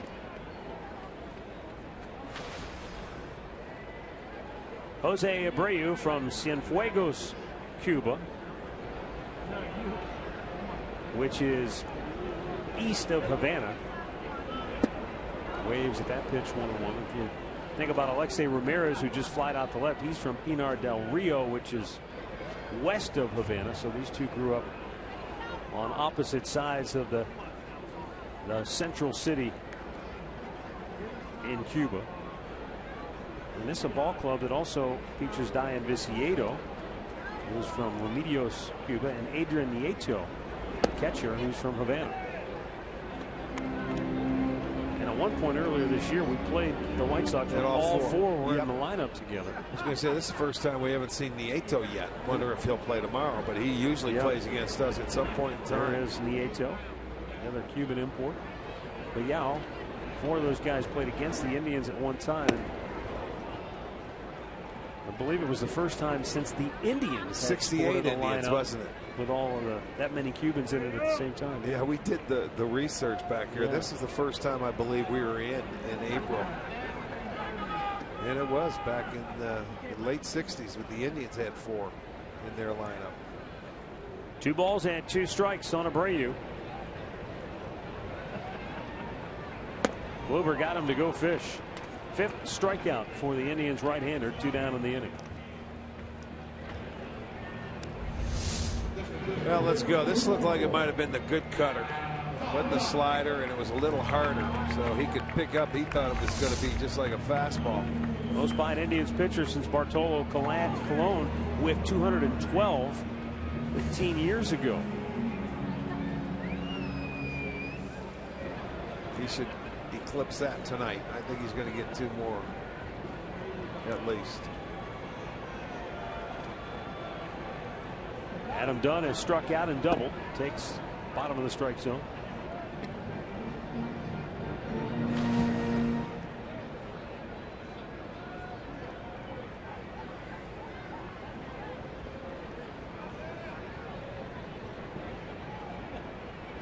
Bounced it in there.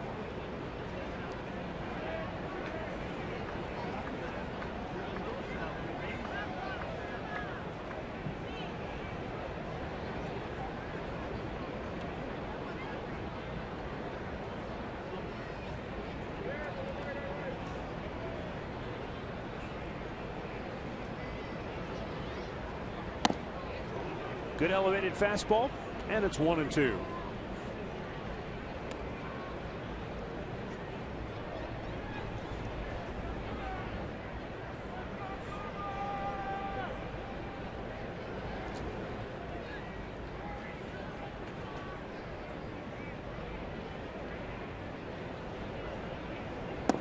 Down and in.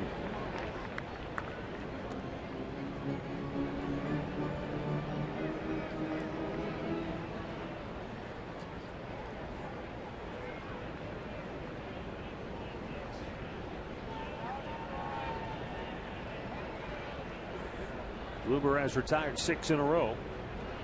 And the 2-2 now to Dunn. Make it 7. And that's his 6th strikeout of the night. As the Sox go 1-2-3. And we'll head to the 6th inning with Chicago leading it 2-1.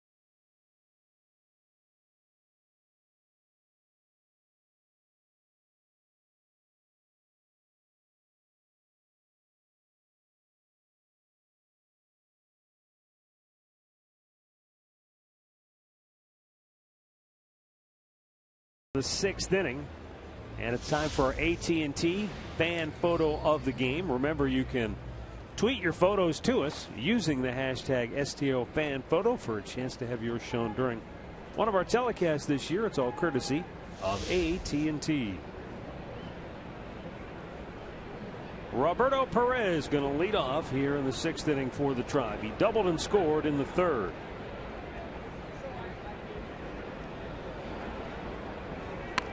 Trying to bunt his way aboard. Good idea, and it's going to stay fair, and he's got to have a base hit. How about that, huh?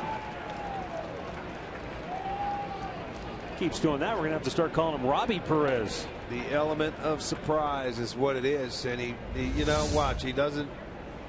What I like about it, you either make the perfect bunt or you bunt it foul. And I'll tell you what, you caught the third baseman napping. He didn't expect anything. Gillespie playing back.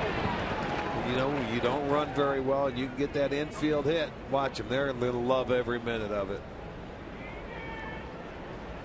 Well, you get the leadoff man aboard. You get him out of the stretch.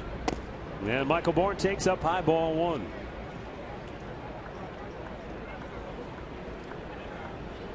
He's the new Rod Carew. Whatever it takes.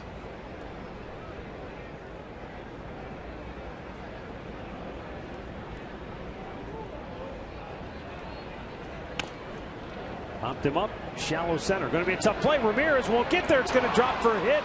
And Perez will stroll into second base. Back-to-back singles. Neither of them conventional by any means. But the Indians have the makings of a rally now here in the 6th. That's just the thing. You get the leadoff man aboard to make something happen, and all of a sudden, the next thing you know, you get a bloop. So you got a bunt, a bloop, and I'm sure we'll see a sacrifice here with Ramirez. Move him over into scoring position if you can. You have Brantley coming up next. Why not? And the White Sox will be looking for the bunt here. The only thing now is you have Perez on second base. So you really want to make that third baseman field the ball. I don't know if they will put a wheel play on to see if they'll have Ramirez try and beat him to third. No. They'll go to first. Well done. And Perez to third, the tying run. Go ahead run to second is born. And Ramirez is out number 1 on the sacrifice.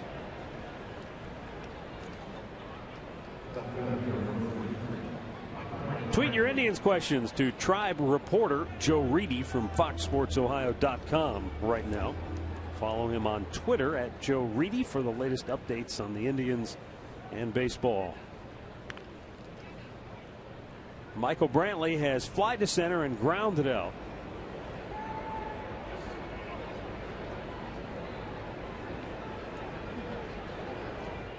Key spot here for the Indians' most productive hitter all year long. 82 runs batted in, 18 homers, 33 doubles.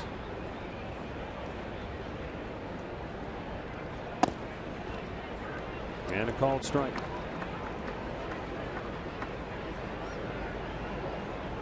I see this a lot of times. You won't see the pitchers going back to their full windup when you have guys on third base, second base like that. Most of them, almost everybody goes from the stretch, but I don't mind seeing this. Popped him up, shallow left. I don't think that's going to get it done. Not with Perez running. That's out number 2. Not with the fastest guy in the world running.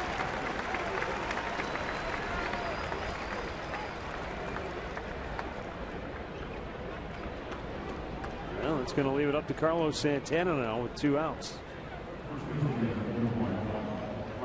Singled his last time up. Well, and they had a big shift on, and he smoked it, and he really hit a line drive, a vicious one that beat that shift. They're going to go back to it again. And now here's a situation. You and I have talked about this before. If the pitcher gives you that pitch, you put it in play to the left side of the infield, even though Gillespie's well off the line. Well, it's going to be 2 runs. You have Bourne who could get a huge lead. Yep. you know, out at second base. He can go off 35 feet because Ramirez is the closest guy to him. But you see that first pitch was inside. You're right. I mean, instead of trying to really look for something you can drive through that, you can just slap one the other way.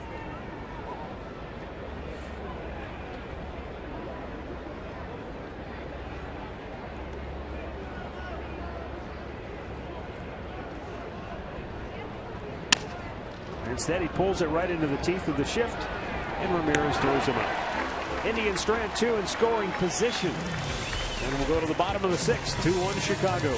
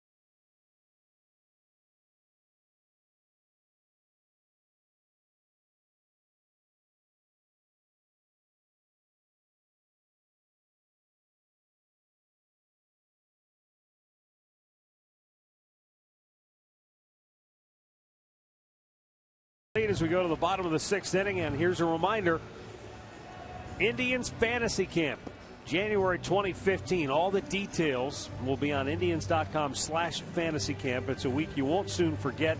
If you've never been there, consider it. Please take the consideration. It's an absolute blast of a time. And if you don't believe me, just see how many guys go year after year after year.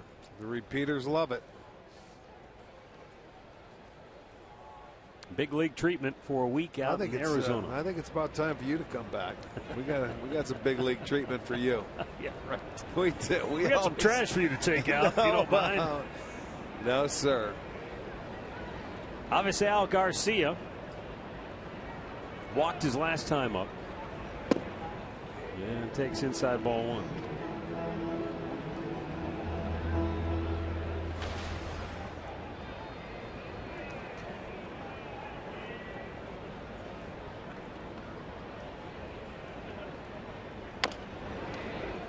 Slowly top towards third. Chisholm has to hurry. Guns it over and got him by a half a step for out number 1. Nicely done by Lonnie. No time to spare. You've got a field and fire all in one motion. Yeah, you do. I thought as soon as it went off the bat, I thought he was going to be able to beat it out, but he got to that ball in a hurry. And they get the first out. And that will bring up Connor Gillespie, who has 2 hits in the game. He blooped a single to left, and he rolled one just beyond the reach of Jason Kipnis in the 3rd. Jason got leather on it, but couldn't quite come up with it cleanly. And Gillespie is 2 for 2.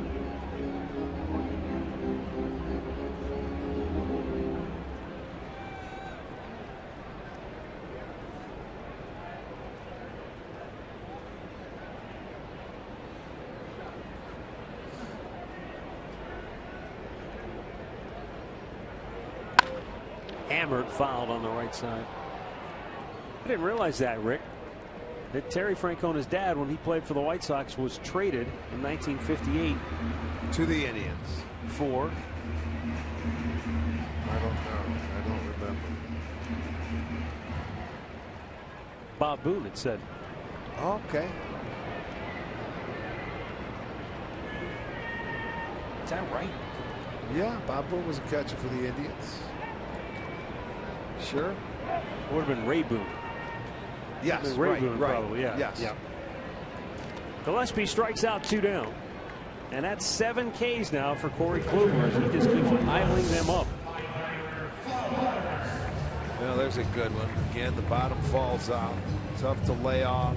Gillespie was going to check. Not even close. In his 3 starts prior to this, he averaged 8 strikeouts per start. He has 7 right now.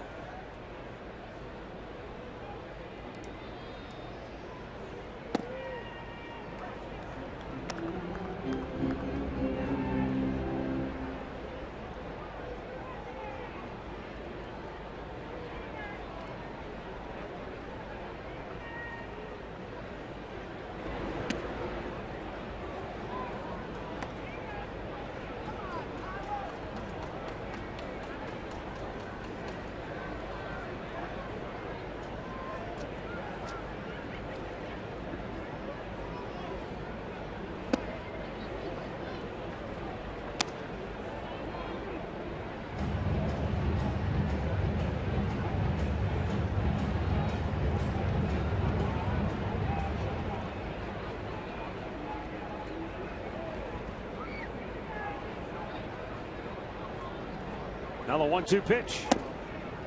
Flowers able to lay off.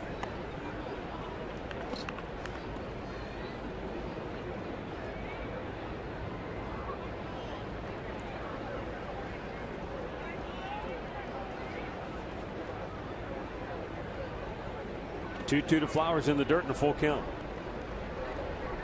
Now the White Sox scored 2 runs in the 3rd inning. That came on back-to-back 2-out RBI hits. They would load the bases in that 3rd inning before Kluber got Tyler Flowers a ground out, and he's retired 9 in a row since they loaded him up. And now that streak comes to an end as Flowers draws a walk with 2 down here in the 6th. Second walk for Kluber. Had him down on the count too, but could not quite put him away. Well, Sugardale Dollar Dog Night on tap for Friday, September 5th. These White Sox will be in Cleveland for their last time this year. Get your tickets early. You save at Indians.com. Kluber closing in on the 100 pitch mark here in the 6th inning. Brian Shaw not available for tonight's game out of the Indians bullpen. He pitched 2+ innings of outstanding relief last night.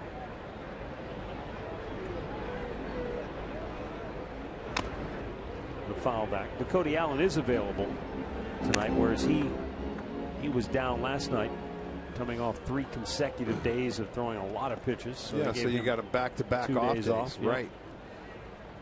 But as we mentioned last night, you're expecting Kluber to go at least 7. So he's got to have a quick one here, and he could go back out there again.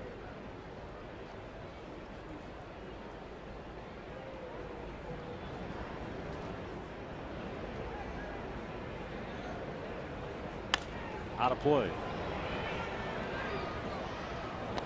Brian Shaw on your right. He will not be used. Cody Allen in the middle. Josh Tomlin, essentially the long man these days out of the Tribe bullpen. Mark Zubczynski in the foreground, a left-hander. Pitched last night. Nick Hagedorn on the bench next to Brian Shaw, left-hander. Both of them have done a terrific job.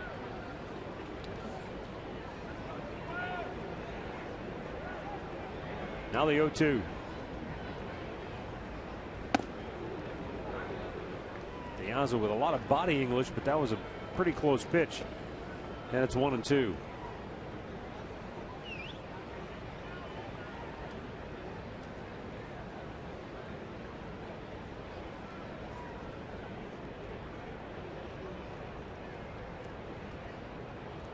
White Sox leading it. They bat here in the bottom of the 6th with a runner at first and 2 down. And Corey Kluber's 100th pitch of the night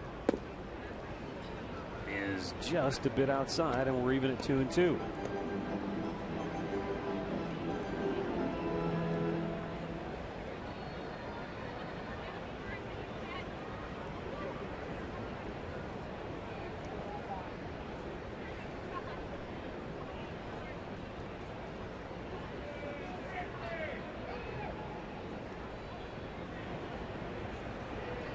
The 2-2, a little bit low.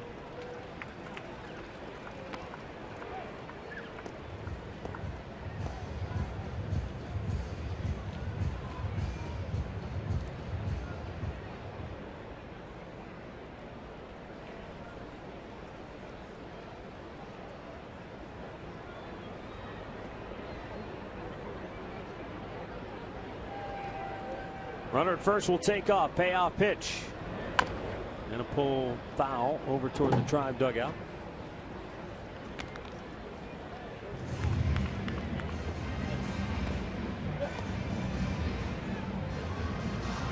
Corey Kluber with his 212th strikeout of the season here tonight.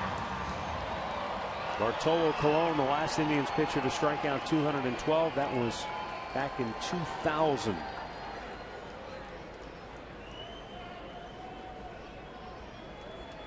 Last man to strike out more than 212 was Gaylord Perry in 1974 when he fanned 216. Swing and a miss. Kluber strikes out Diaza to end the inning, his 8th of the night, 213th on the year, and it stays 2-1 Chicago through 6.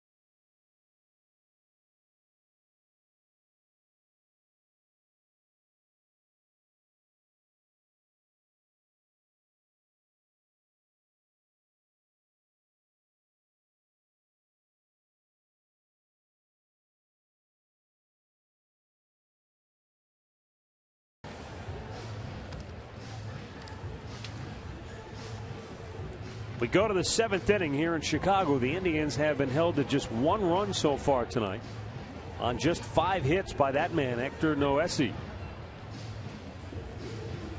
Indians had their first 2 on in the 6th inning. Sacrificed both runners into scoring position, but Brantley and Santana could not get them home. And so Noesi is dialing up a gem here so far tonight for Chicago, a team looking to stop a 7-game losing streak.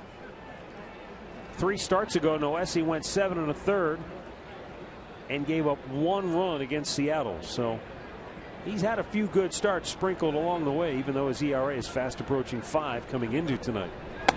Jason Kipnis leads off and takes a ball up high. 1-0. He's 0 for 2 on the night.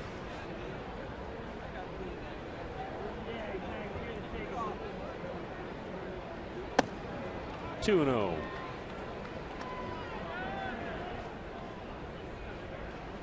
Chicago bullpen is quiet as Noesi is still south of 75 pitches, as you see there.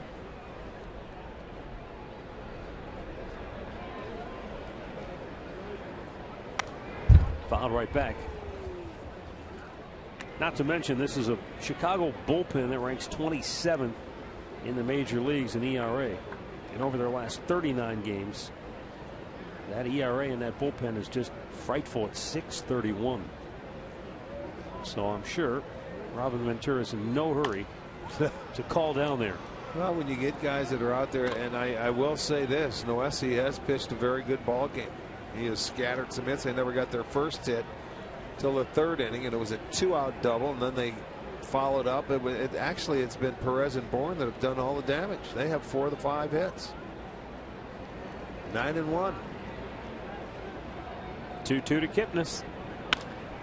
To center field, but it's going to hang up for Eaton. 1 away. Time for a Mazda game break. Back to the studios. Here's Al Pawlowski.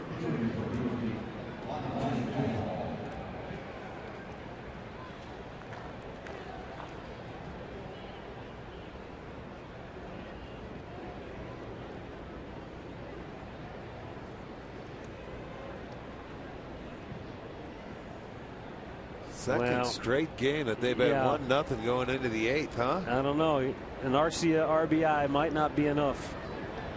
Well, 1-0. It was a walk-off off Perkins yesterday.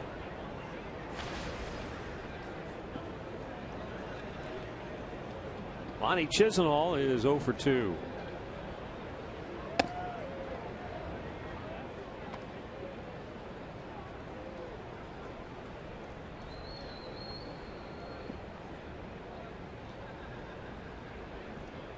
Lonnie came off the bench last night and actually sparked the Indians. Kind of forgotten in the Walters home run, but it was Chisenhall who doubled to right field. It got the Indians thinking about a potential go-ahead run, and then Walters trying to bunt him over, couldn't, and hit the home run instead to put the Tribe on top. 2-2 the count on Lonnie here in the 7th.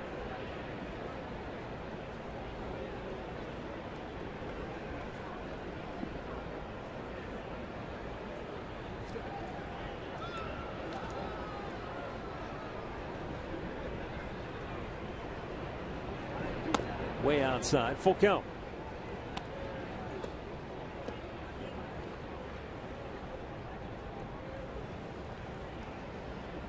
And there is Zach Walters waiting on deck.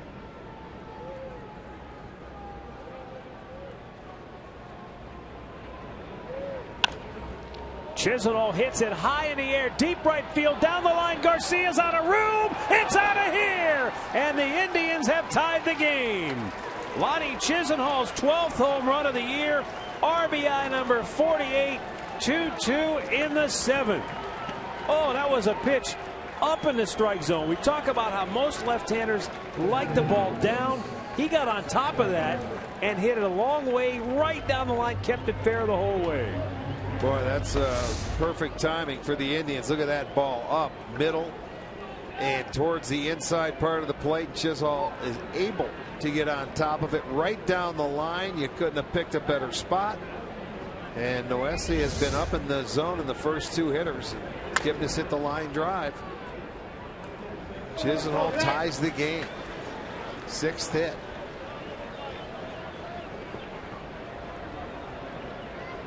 Now Lonnie with a huge hit, and he's showing Ty Van Berkeley a worry.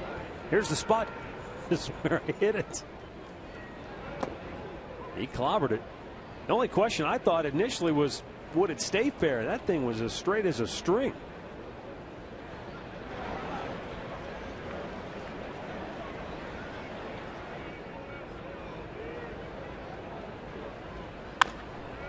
Pulls it foul to Zach Walters.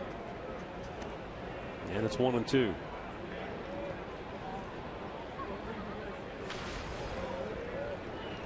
That's the 21st home run allowed by Hector Noesi.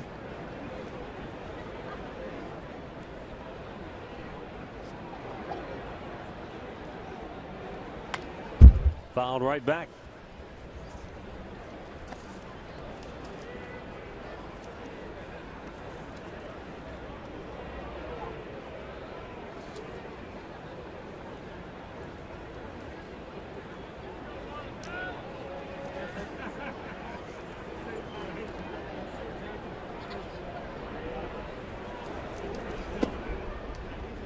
And Walters, like he did last night, gets down on the count early, now starts to work his way back.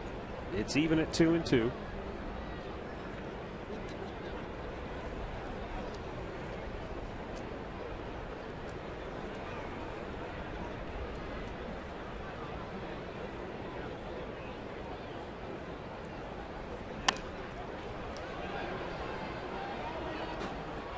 The look on Robin Ventura's face might appear to be one of disappointment, but every manager will tell you a 2-1 game in the 7th is no lock, and while you'd like to see your pitcher hold the lead. Well, and like we said, he's pitched very well to this point. There's a good pitch. That was a dandy, and Walters has struck out all 3 times tonight. 2 down here in the 7th. You talk about the way the bullpen's been pitching. How do you go to it? You know, with an ERA that high, and he just elevated a fastball that Lonnie was able to get on top of. He drilled it down the line, and you know, one swing of the bat, they're going to happen. You know, it comes from bad pitches. Sometimes they pop them up. This time Chisenhall hit a home run. Chris Dickerson is 0 for 2 on the night, and looks at a ball outside.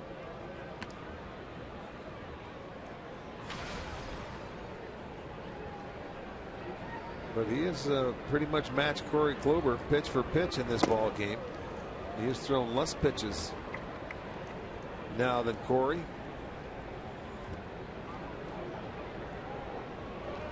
Yeah, the only problem for Kluber tonight was the long inning when he had to face 8 batters. You know, as far as pitch count.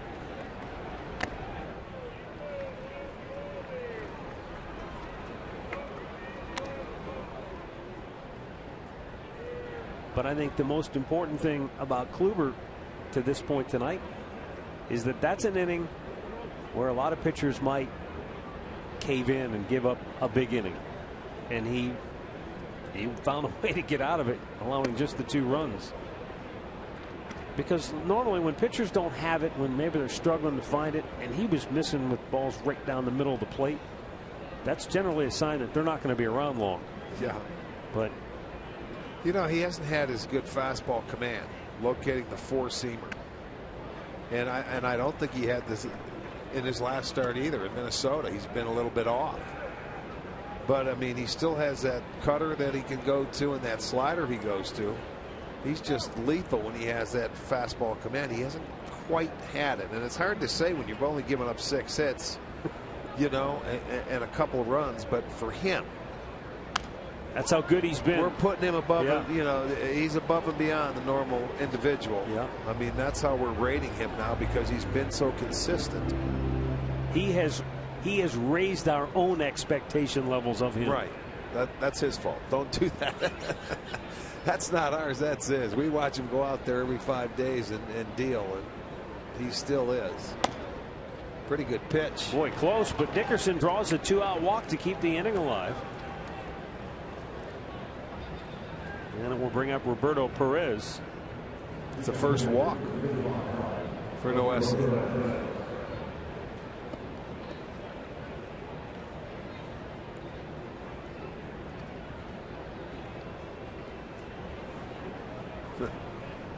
He looks a little irritated. He sure there. does. That's not a congenial conversation right there, is it? Looked like he was using Robin Ventura as a sounding board for a little frustration. Yeah. Maybe not executing the game plan the way he thought they should there. Just about 100 pitches on the night now for Noesi, and it's up and in, ball 1. Yeah, he's been upstairs this inning. He may be tired. There goes that call, telling him who to get up, and now let's go take some time. Yep. Got to slow things down a little bit here.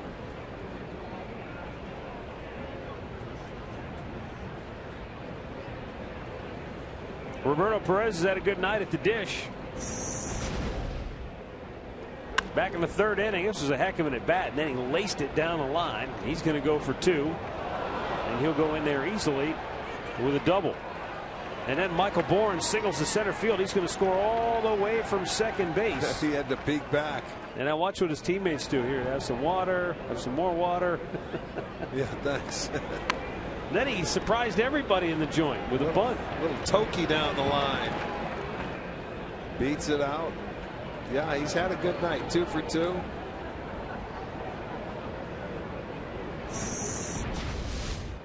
Javi Guerra is the right-hander that's up and getting loose in the Chicago pen. Well, remember we told you yesterday they have no left-handers coming out of that bullpen. So now you're going to see the guys who have that opposite spin on the baseball that can get left-handers out. Guerra being one of them. Putnam the other. Putnam more of a late-inning guy.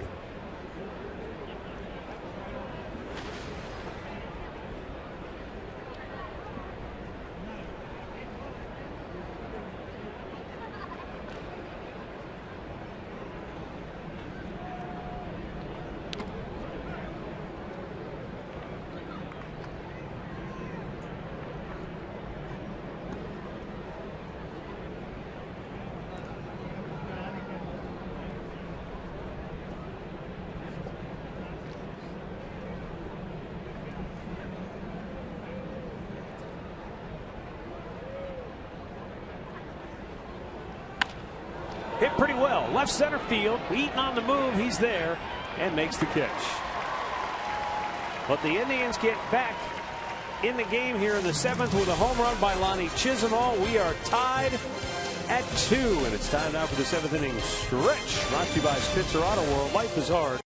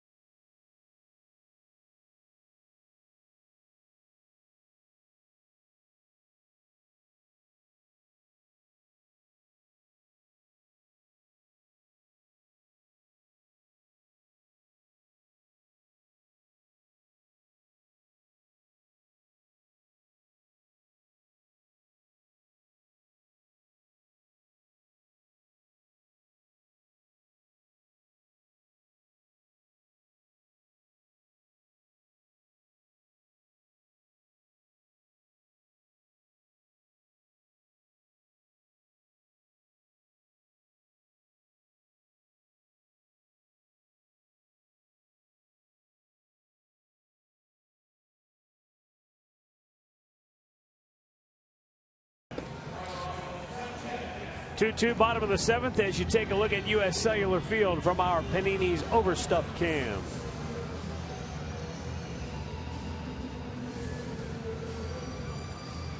Friday night, the road to glory in Hudson for the kickoff of the high school football season. The Explorers host the Euclid Panthers in their home opener. Coverage begins following Indians Live at 11:30 Friday night on Sports Time Ohio. High school football ready to kick it off.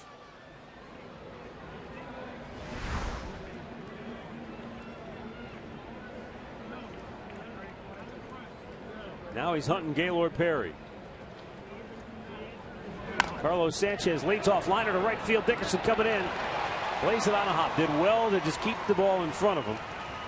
And Sanchez has his 2nd hit in the series, 1st of the night, and the Sox come right back and get their leadoff man aboard to start the bottom of the 7th. Exactly what you have to do. Yeah, you're coming in thinking you might have a chance to catch it.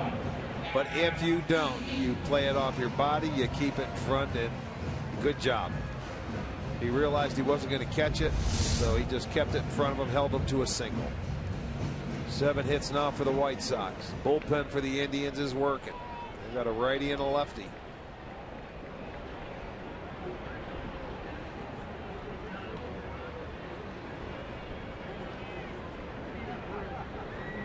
Adam Eaton 1 for 3 on the night. Fouls a pitch right back.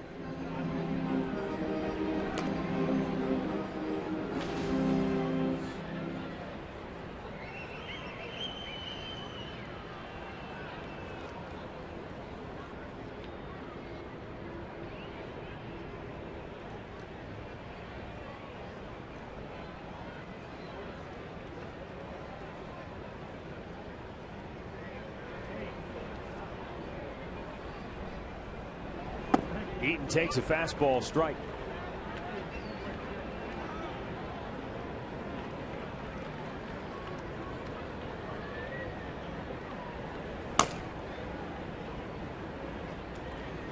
CC Lee.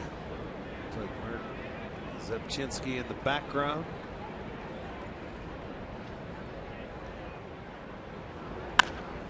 Hammer down the line. It's a fair ball. In over the fence for a ground rule double. They catch a break. He didn't realize it bounced over. At least Eaton didn't. But boy, the Indians, they caught a break or they would have scored. And Eaton was looking for third base again.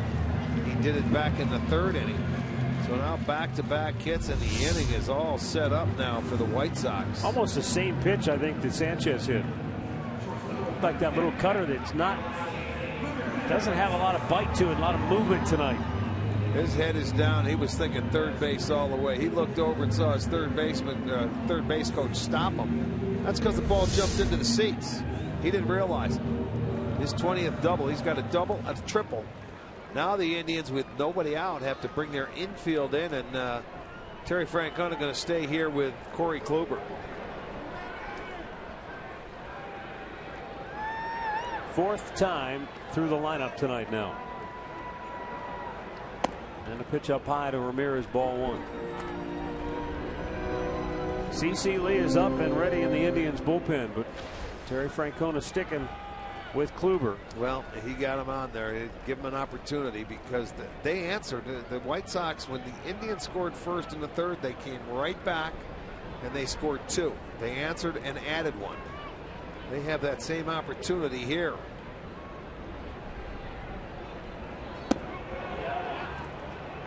He went too far, says first base umpire Alan Porter, and it's 1-1.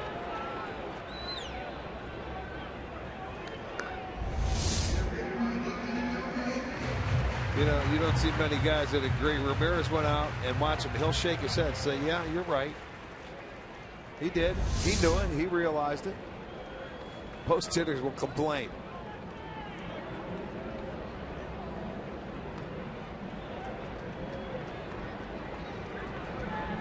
Swing and a miss. It's 1-2.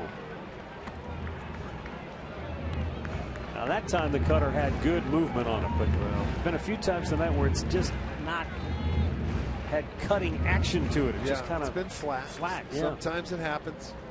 That cutter, it's a pitch of feel. Well, now Ramirez, he's taken that long walk and that thought process about that breaking ball away. But he could be leaning out over the plate. Now may be a good time to buzz him inside, because he's look at him. He's trying to dig in there and get as close as he can to the plate so he can reach something away. At least you can see Perez pointing to the inside a couple of times. Going away. Pulls it to 3rd. They'll come home with the throw, and Perez will tag out Sanchez. 1 away. Nice play by Lonnie Chisenhall to field it and come home with the throw. Well, and Sanchez just continued to go straight at him. Now they're going to see if they block the plate. You see that he reaches for that pitch, and he comes right. He didn't even go try and get into a rundown, and that's where you get into the rundown. No, it doesn't matter. He's got the ball. He can do whatever he wants. It's not gonna work. He can't block the plate. He gets out of the way, though. They can look at it all they want. There's nothing wrong with that. He's got the ball. Joe West is calling Robin Ventura out. I mean, I think maybe what Robin's saying, you're not allowed to block the plate without the ball. And Perez did have the plate blocked without the ball, but the runner was 15 feet away from him. It's not even close. I'm not going to say anything. I'll get in trouble.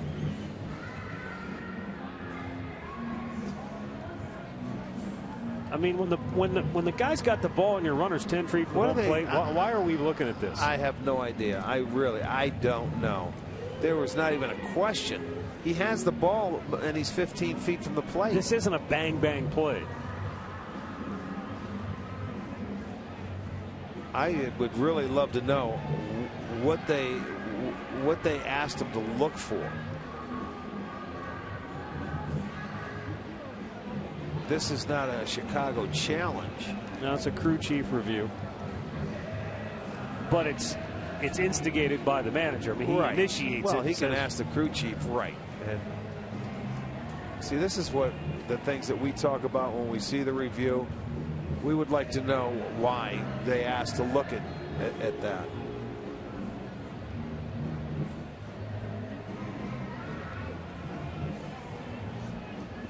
He's out. No kidding, he's out. He was out by 20 feet, for goodness sakes. Geez, thanks for that. That was that was great. That was interesting.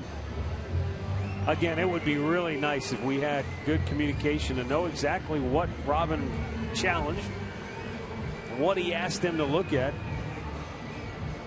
We can speculate that maybe because Perez had the plate blocked before he had the ball, but I mean, the runner's not even close. And then he gets out of the way and he gives him a lane to slide, and that's that. I'll tell you, if that was ever overturned, look where he has the ball and where the runner is. It's not even a play. He's quitting running. Three and a half steps from home plate, and if they would have called him out safe or something like that, I would have had to leave. Ladies and gentlemen, Archie has left the building. Yes, I would have. This game is over. All right, so a nice play there by both Chisenhall and Perez to get the out. One away, a long way from getting out of the woods. Yeah, with this guy at the plate.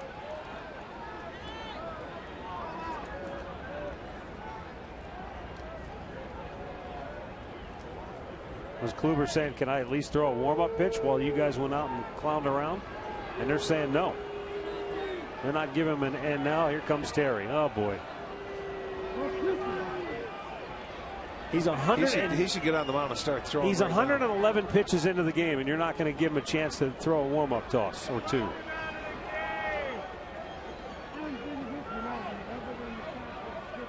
And here's where umpiring needs to use some common sense. But there's a shortage of that apparently. So guys made 111 pitches with a lot on the line, and they're saying, well, while we screwed around and looked at something that did not need to be looked at, you have to stand out there and wait with no chance to do anything but wait.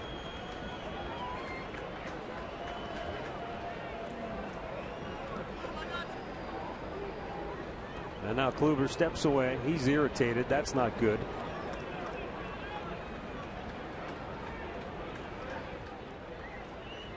Well, the at-bat of the game right here. Yeah, with this guy at the plate, look out. Swing and a miss. He went to that cutter, I do believe. Yeah, it sure looked like it. That was the cutter.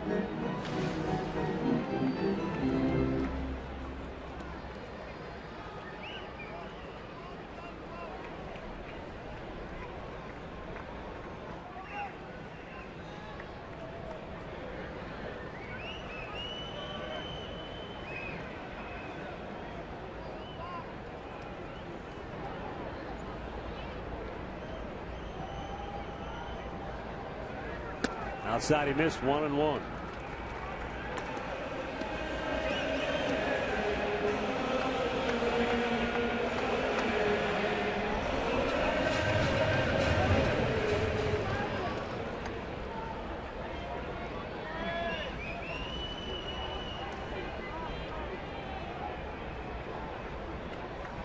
Kansas City, meanwhile, was blown open that game against Minnesota. 6-1 Royals in the ninth. Swing and a miss. And the count now 1-2. He's gone to that cutter more to Abreu here the last two at bats as opposed to the slider. You know, it's a little harder. That slider's got a little more break to it. It seems like he can pick that up and maybe lay off of it if it's out of the zone. But he struck him out the last time on that cutter on that same pitch he just threw the last pitch. Now the right-hander's 1-2 offering.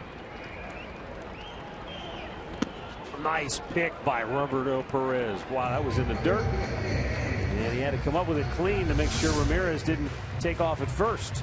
And he did. Yep, good pick. You don't expect to pick it, but if you do, it's wonderful. If it bounces off your body, you keep it in front.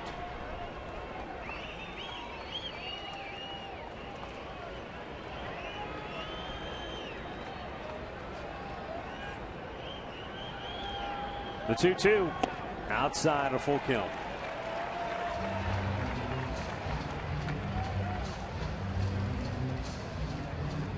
Adam Dunn waiting on deck.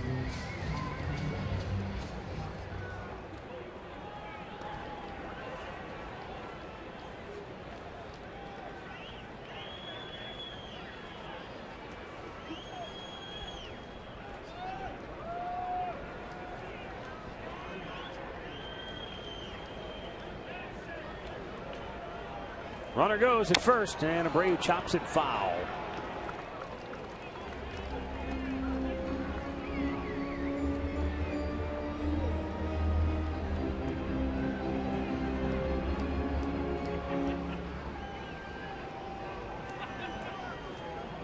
Two-two, bottom of the seventh. White Sox at first and third with one out.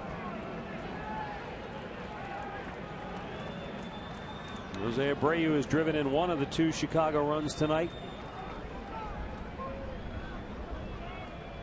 Corey Kluber's 118th pitch of the game. Ramirez takes off up the middle and through. White Sox have the lead. Ramirez goes to third. 3-2 Chicago. Abreu's second RBI on the night. Well, that's got to be it for Kluber. I mean, even if it was back at him and he catches it, don't know if they would have had a double play because Ramirez was running.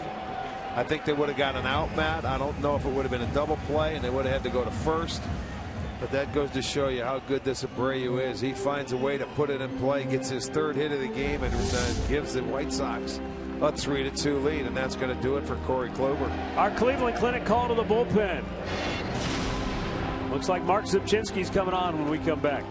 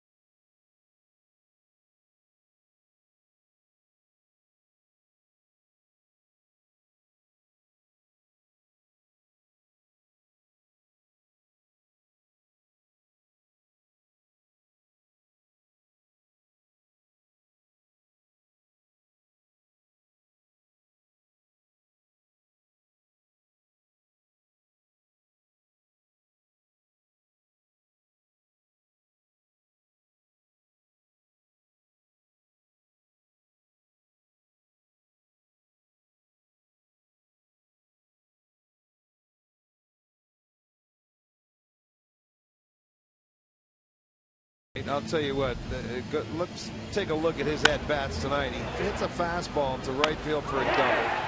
Takes that one, a cutter up the middle for hit number 2. He strikes him out on a nice cutter away, but on a 3-2 count with the game on the line, he got that cutter, drove it right back up the middle. He stayed on it. Maybe had a little too much plate, but I'll tell you what, Kluber didn't give in. That guy ended up winning the battle tonight, 3 out of 4. Drives in the go-ahead run. So now it's Mark Zimchinski who's going to come on. Supposed to face Adam Dunn, but we're going to see a pinch hitter in Paul Konerko. It's a tough out right there, isn't he? Jose Abreu. Well, he's 6 for 13 in his career against Corey Kluber, so he should know how tough an out he is. And that was a terrific at-bat by Abreu, but he's been everything the White Sox hoped he would be and more. Now this is if you can keep it a 1-run game, you're still in good shape. Konerko chops it towards third. Chisenhall has to come home with the throw, and they got him again. There you go. 2 down. That was the right play. You wouldn't have been able to turn 2 even with Konerko running. Your only play, let's come home and cut off the run. Chisenhall does it. You watch as he's coming home. Ramirez, he's going to slide wide. But Perez has it, tags him. And back comes Francona. With Avisail Garcia coming to the plate, Terry wants a right-hander to face him. So he'll go back to the bullpen. And C.C. Lee is coming on when we come back.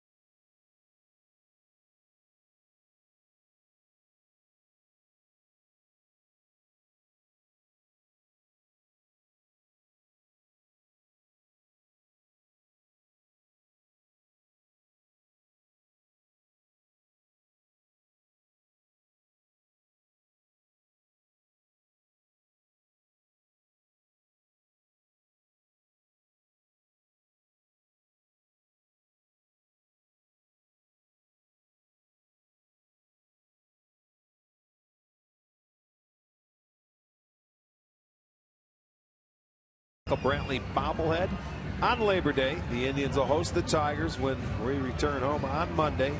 Tigers coming to the Progressive Field for the final time this year. Buy now, get your tickets. Indians.com. That'll all take place Monday. We've got a weekend in Kansas City after we play our final game in Chicago tomorrow evening and head home for a 4 o'clock afternoon game on Labor Day. Now C.C. Lee on now with the Tribe down a run. 2 outs in the inning. And Avisail Garcia 0 for 2 on the night at the plate. One more big out to go and keep it a 3-2 game.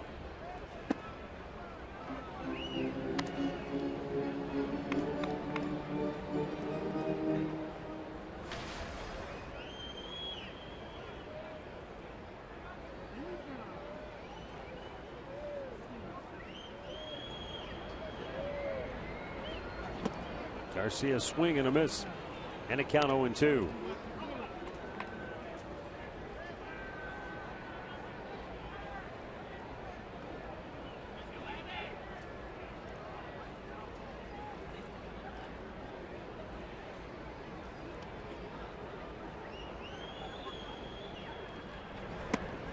Almost chased after. And first base umpire Alan Porter says he did. So the inning is over. But the White Sox go ahead on the RBI single by Jose Abreu. 3-2 after 7.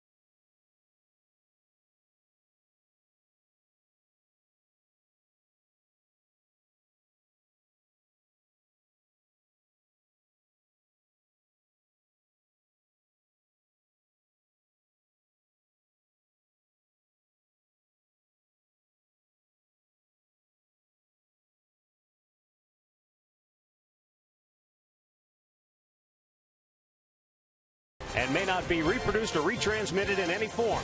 And the accounts and descriptions of this game may not be disseminated without the express written consent of the Cleveland Indians.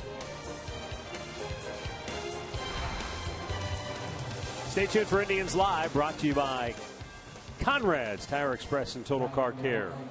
Coming up next here on Sports Time Ohio, the Indians will try to rally down a run. They're down to their last 6 outs. Top of the order here in the 8th inning. Javi Guerra coming on to pitch now for Chicago. Here's the thing, though. This is a White Sox bullpen. I'll mention this again. 27th in the major leagues in ERA, and since July 9th, that bullpen ERA collectively at 6.31. Here's the other thing, Rick. The White Sox have lost 36 times this year after holding a lead. And they've suffered 13 losses this season after holding a lead of 2 or more runs in the 6th inning or later, including 3 4+ run leads in the 8th inning. That's tough. That's tough to do. And, you know, sometimes you start thinking about, okay, what's going to happen again? But they're down to 6 outs, the Indians are. And they have to, you know, I think that was a great inning for the Indians to get out after 2nd and 3rd and nobody out. The middle of the lineup coming up, they only get 1 run in that inning. So, I mean, they minimize the damage. Yes, now the offense has got to pick it up, man. You got to pick it up. Michael Bourne has 2 hits tonight, including an RBI. But he pulls this one foul in the count 1-2. Guerra came into the game last night, pitched an inning in the 3rd. He gave up a hit, also walked 2, but didn't allow any run.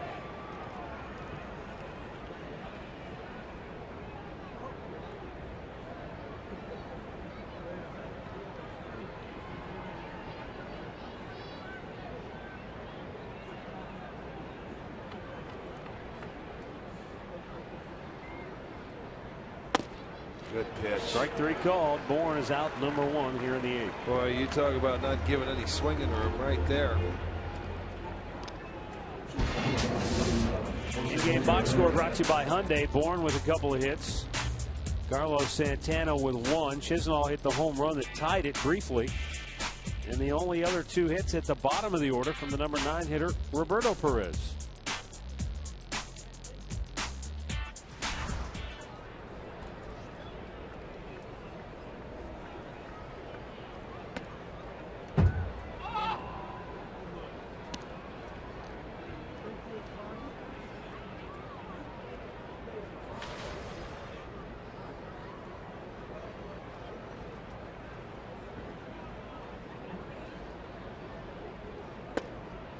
Strike called, 1-1.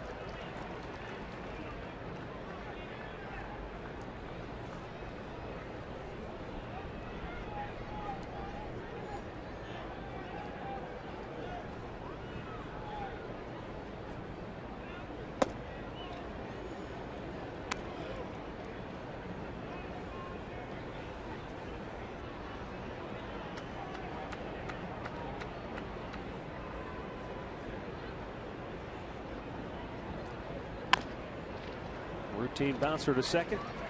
2 down.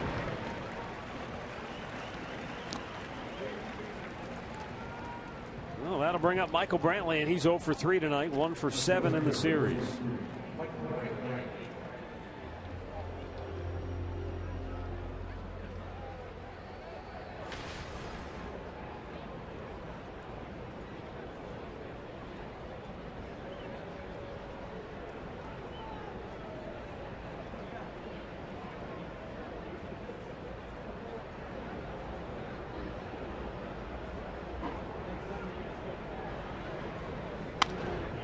Play.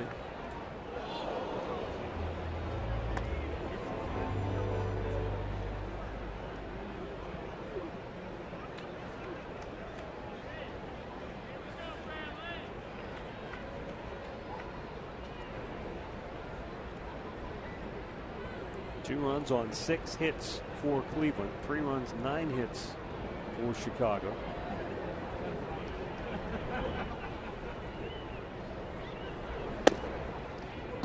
Ball, 1 strike. Yeah, we've heard that too many times in the month of October. 2 runs, 6 hits, 2 runs, less than 3 runs. I mean, in August, I'm sorry. Yeah, we've heard it a lot all year.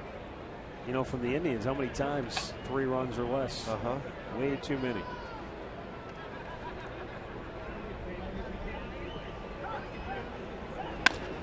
Brantley clobbers one deep center field.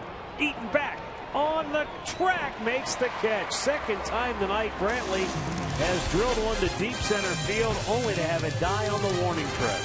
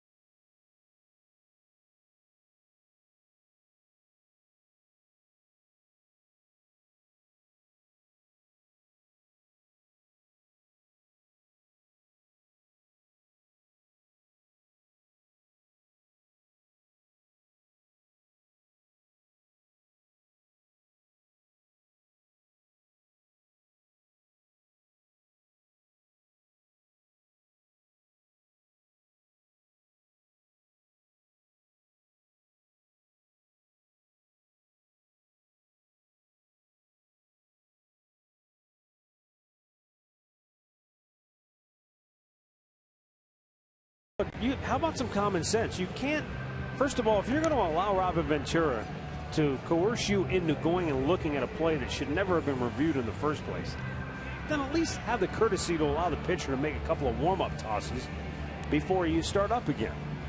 And again, whatever. Uncle. Well, yeah, I would assume that's what they're talking about. Bottom of the 8th inning, Connor Gillespie, Tyler Flowers, and Alejandro De Aza due up for the White Sox. Gillespie is 2 for 3 with 2 singles. Struck out his last time up.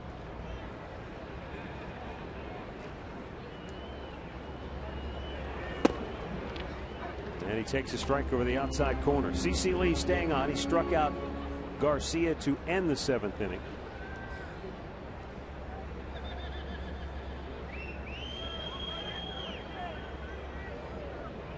Crockett is out there along with a right-hander. Base hit, Gillespie. He just goes the other way, punches it through. His 3rd hit of the night. and Abreu have 3 hits for the Sox.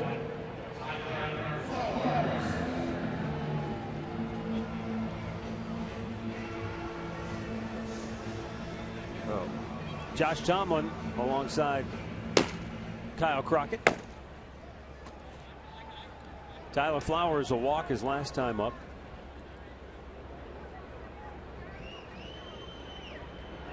Runner goes, swing and a miss, throw down, they got him. Not even close. Well done. Hit and run, maybe a little hit and run action. Yeah, sure looked like it. Tyler Flowers chased one. He was trying to get the bat to the ball, but no, they don't like to bunt. The White Sox don't. And I was looking at, yeah, that's a hit and run. So it's a really good pitch. And you're hoping you just, you know, you foul it off. Take a look at that play on our Wendy's slow motion replay. First of all, it was a really good pitch where he couldn't handle it. And then it was a pretty good, easy throw for Perez, who made a very good throw. They don't like to bunt. You try the hit and run. That's what happens sometimes.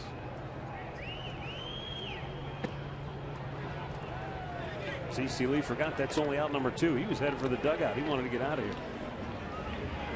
Well, he is going to leave because Terry Francona is going to make a bullpen change. Maybe CC already knew. Well, that's it. I'm only going to face these first two guys, and then I'm out of here.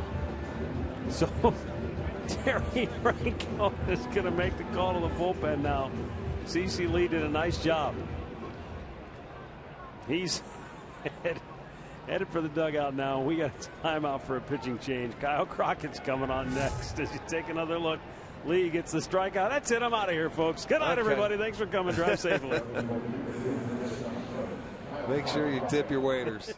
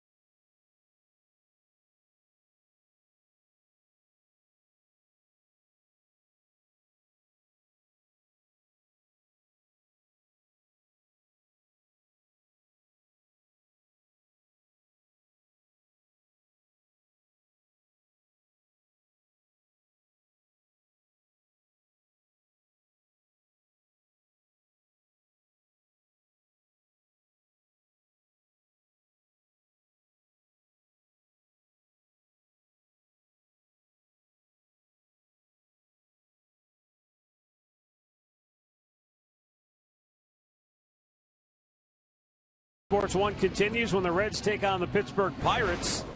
Coverage begins at 3:30 Eastern right here on Fox Sports 1, streaming live on Fox Sports Go. The Buccos got a big win today, beat St. Louis earlier. Pirates now 69-64, and that puts them in pretty good shape in that wild card race. They're right there with Atlanta. All right, back to action here as Kyle Crockett comes on with 2 down, bases empty. Alejandro De Aza 0 for 3 on the night.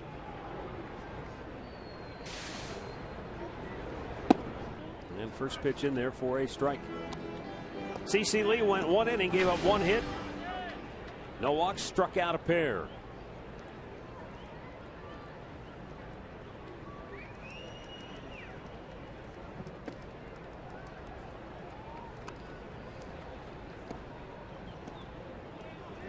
Looking ahead to the ninth for the Indians. 4, 5, and 6 due up. Carlos Santana, Jason Kipnis, Lonnie Chisenhall. Outside, and from the looks of it, Avi Guerra will be looking for a 2-inning save.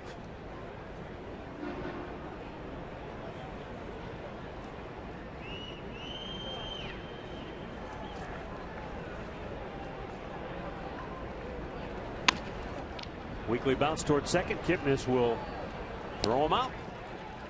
And the inning is over. 3 outs left for the Indians. They trail it 3-2.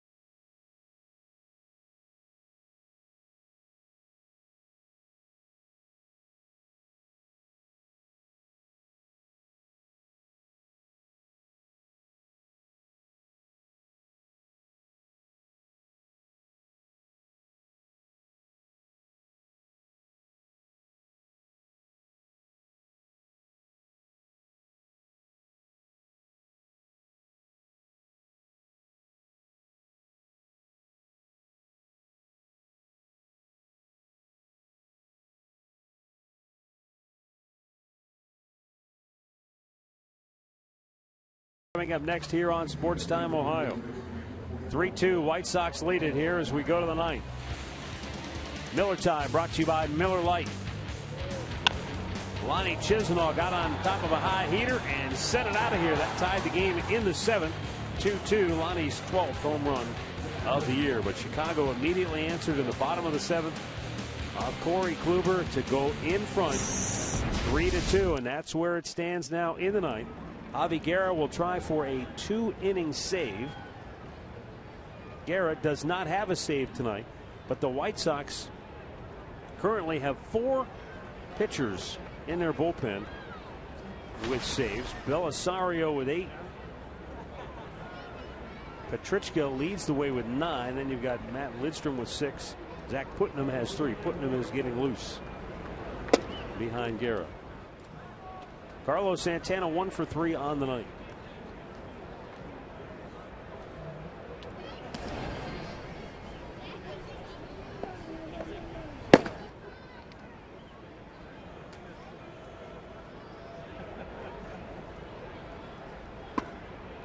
And a strike over the outside corner. One evens the count.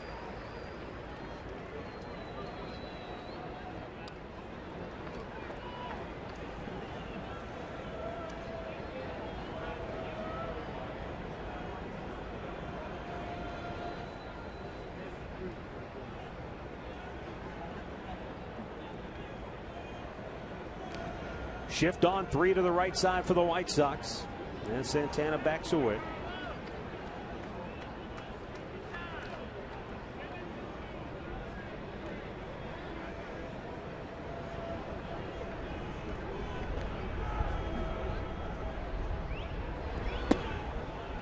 Down low, 2 balls and a strike. Kansas City came back and beat Minnesota again. 6-1 was the final score. I think all 6 were in the bottom of the 8th. Yeah, I think you're right. No question. It was 1-0. 2-2. The Yankees throttled the Tigers in Detroit. Seattle was trampled earlier by Texas. So the Indians had a great opportunity to gain some ground. But unless they can rally here in the 9th, that opportunity will be lost. The 2-2. Down low, full count.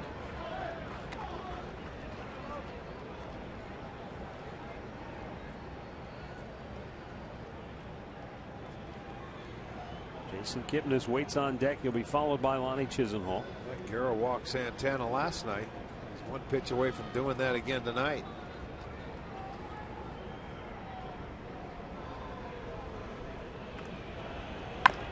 Santana rockets it foul.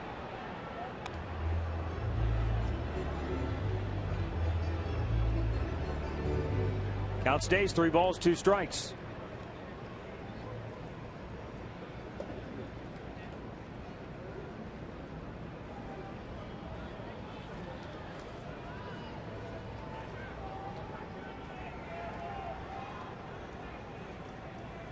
Again the 3-2. And he popped it up. Third baseman Gillespie, 1 away. Looking back at our keys to the game, courtesy of Wayside Furniture. Let Kluber pitch with a lead. They gave him an early, brief 1-0 lead, and then they came back and tied it in the 7th. But not much offense going here tonight. Well, every time the Indians scored, which was only single runs in the 3rd and the 7th, Chicago had an answer for them. 2 in the bottom half of the 3rd, and then they came right back in the 7th, and they were able to add 1 more and had an opportunity to add more than that.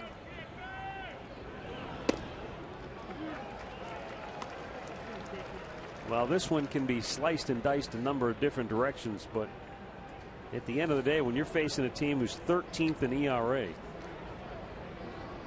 you have to be able to manage more than just a couple of runs. Upstairs, 1 ball, 1 strike. And it's not over yet. They've got 2 outs to play with.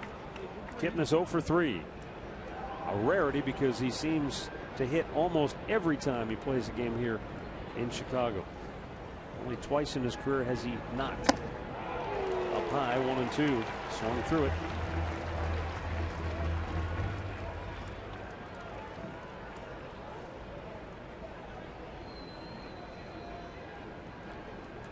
Lonnie Chisenhall waiting on deck.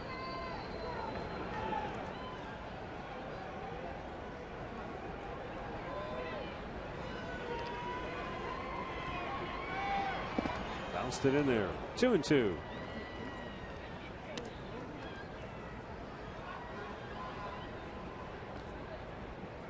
Robin Ventura trying to stop a 7-game losing streak, their longest of the year, as they cling to a 1-run lead in the 9th.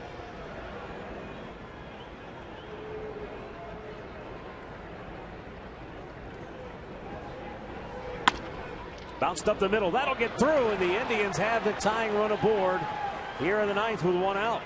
So Jason Kipnis continues his great track record here at U.S. Cellular Field as he picks up a hit for the 24th time in 26 games played here. Well, you knew you couldn't come here and go 0 for 4. So he had to sneak 1 hit in there, and by golly, he did it at the right time. 1 out in the bottom or top of the 9th. Now Lonnie Chisenhall, who homered his last time up.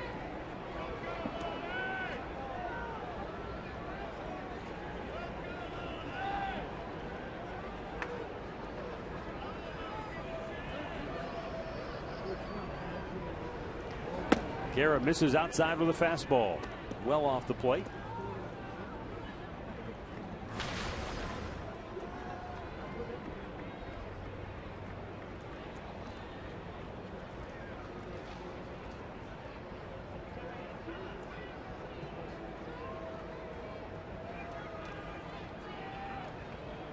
Lob toss to first. Kipnis back with a dive. Jason, 19 stolen bases on the year.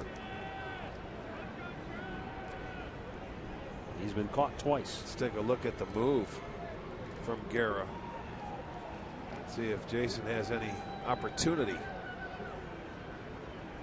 Pretty quick to the plate. Lonnie chases one downstairs, 1-1. Not much of a leg kick there, Matt. So he's just a hair over 1 second delivering that ball to the catcher. And Flowers a good arm behind the plate. They're very pleased with what Flowers has given them defensively this year. Catching and throwing, yeah. He's thrown out 20 out of 69. Just under 30%. 1-1. Low, 2 balls and a strike.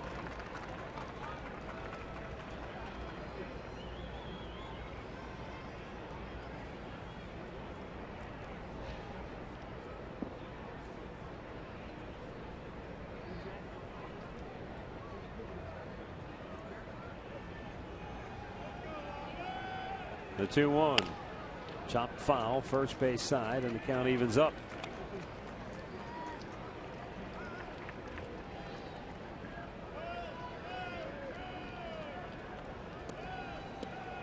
Garcia very deep in right field.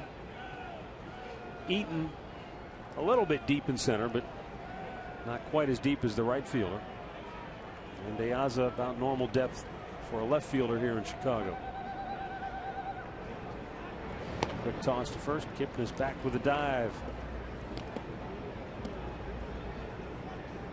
Indians down a run in the ninth with the tying run at first and one away. 2-ball, 2-strike count for Chisenhall.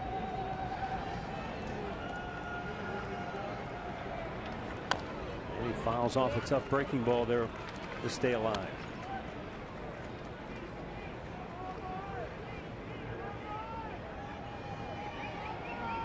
Zach Walters waits on deck.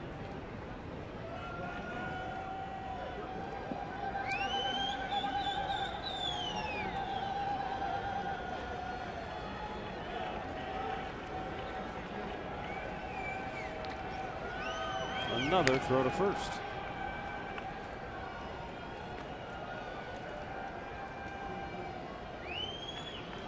The only noise from this crowd of 11,976 seems to be coming from those who are severely impaired at the moment. The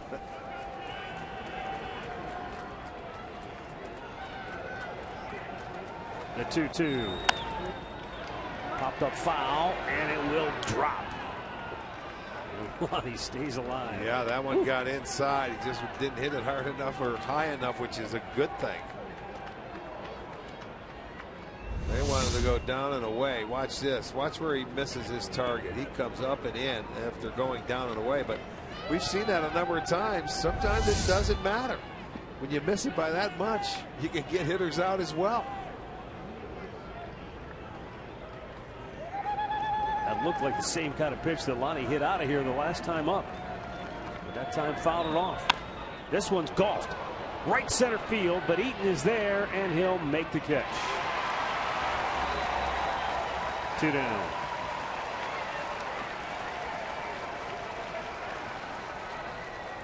Last night in the 10th inning, Zach Walters smashed one out of here to give the Indians the win. Now he's up in the 9th inning, trying to keep the Indians alive. But he is 0 for 3 so far tonight and has struck out all 3 times.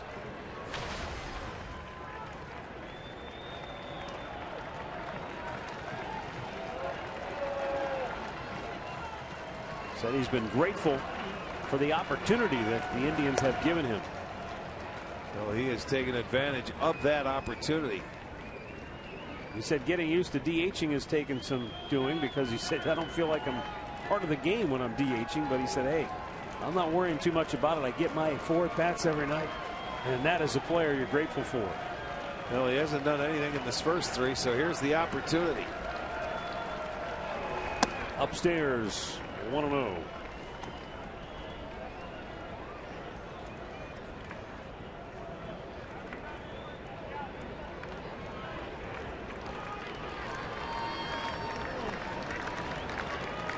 Each game taking on so much more added importance with each day of the calendar that flips by.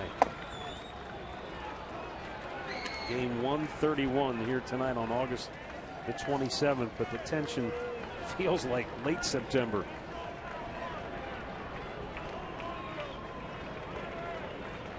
Terry Francona rolling the dice here, hoping that the Indians can get another big hit from Zach Walters.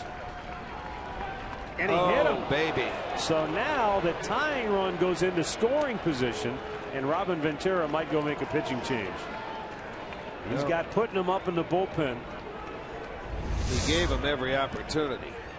This one just gets away, and he has to turn out of the way. So now the Indians have the tying run in scoring position.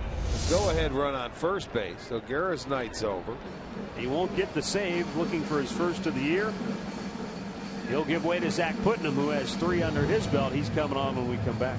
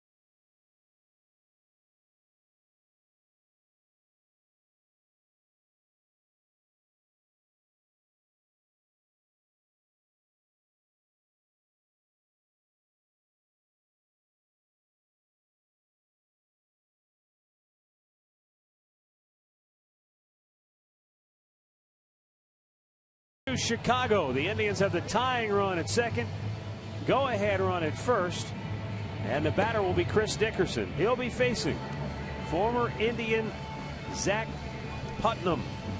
Putnam 4 wins, 2 losses, ERA 1.91. He's been their best reliever all year.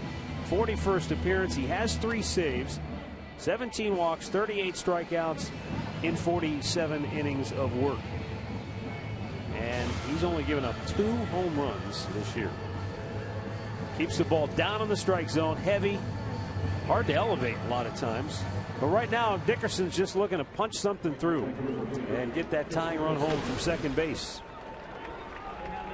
Yeah, down to that final out, they have an opportunity. They push that runner into scoring position for him. So can you take advantage of the break?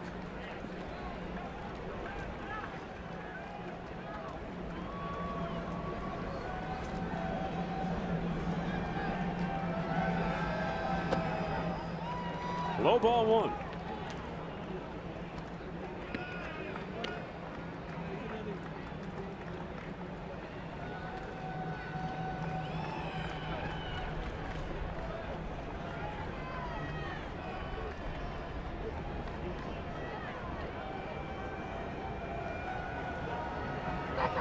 Upstairs, 2-0.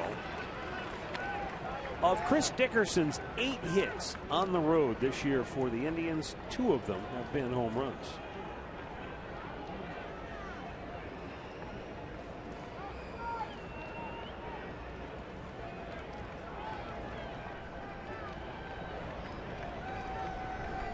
Putting them behind in the count, 2-0. And Dickerson pops it up. This should end it. Diaza is there, and the game is over. So Chicago wins it by a final score of 3-2, and they even the series at a game apiece. And the White Sox have now won 9 out of 15 against the Indians on the year. That snaps the Indians' 3-game win streak. For Chicago, it ends their 7-game slide. They go to 60 and 72. The Indians fall back to 67 and 64. Hector Noesi gets the win. He goes to 8-9. The loss to Corey Kluber, he falls to 13-8. And the save to Zach Putnam is 4th on the year. Time now for our key play of the game, brought to you by KeyBank. Let's go back to that 7th inning after the Indians tied the game up. It was a big at-bat in the game. Abreu comes up, a full count. It was a cutter down and away, gets his 3rd hit, able to give the Sox the lead. They had an opportunity to add on, but Abreu had the game of the night for the Sox. That's going to be KeyBank key play of the game, brought to you by KeyBank. So the offense can't muster up more than the 2 runs tonight, and the White Sox win it to even the series at a game apiece. That's the final score. We're back with some final thoughts next.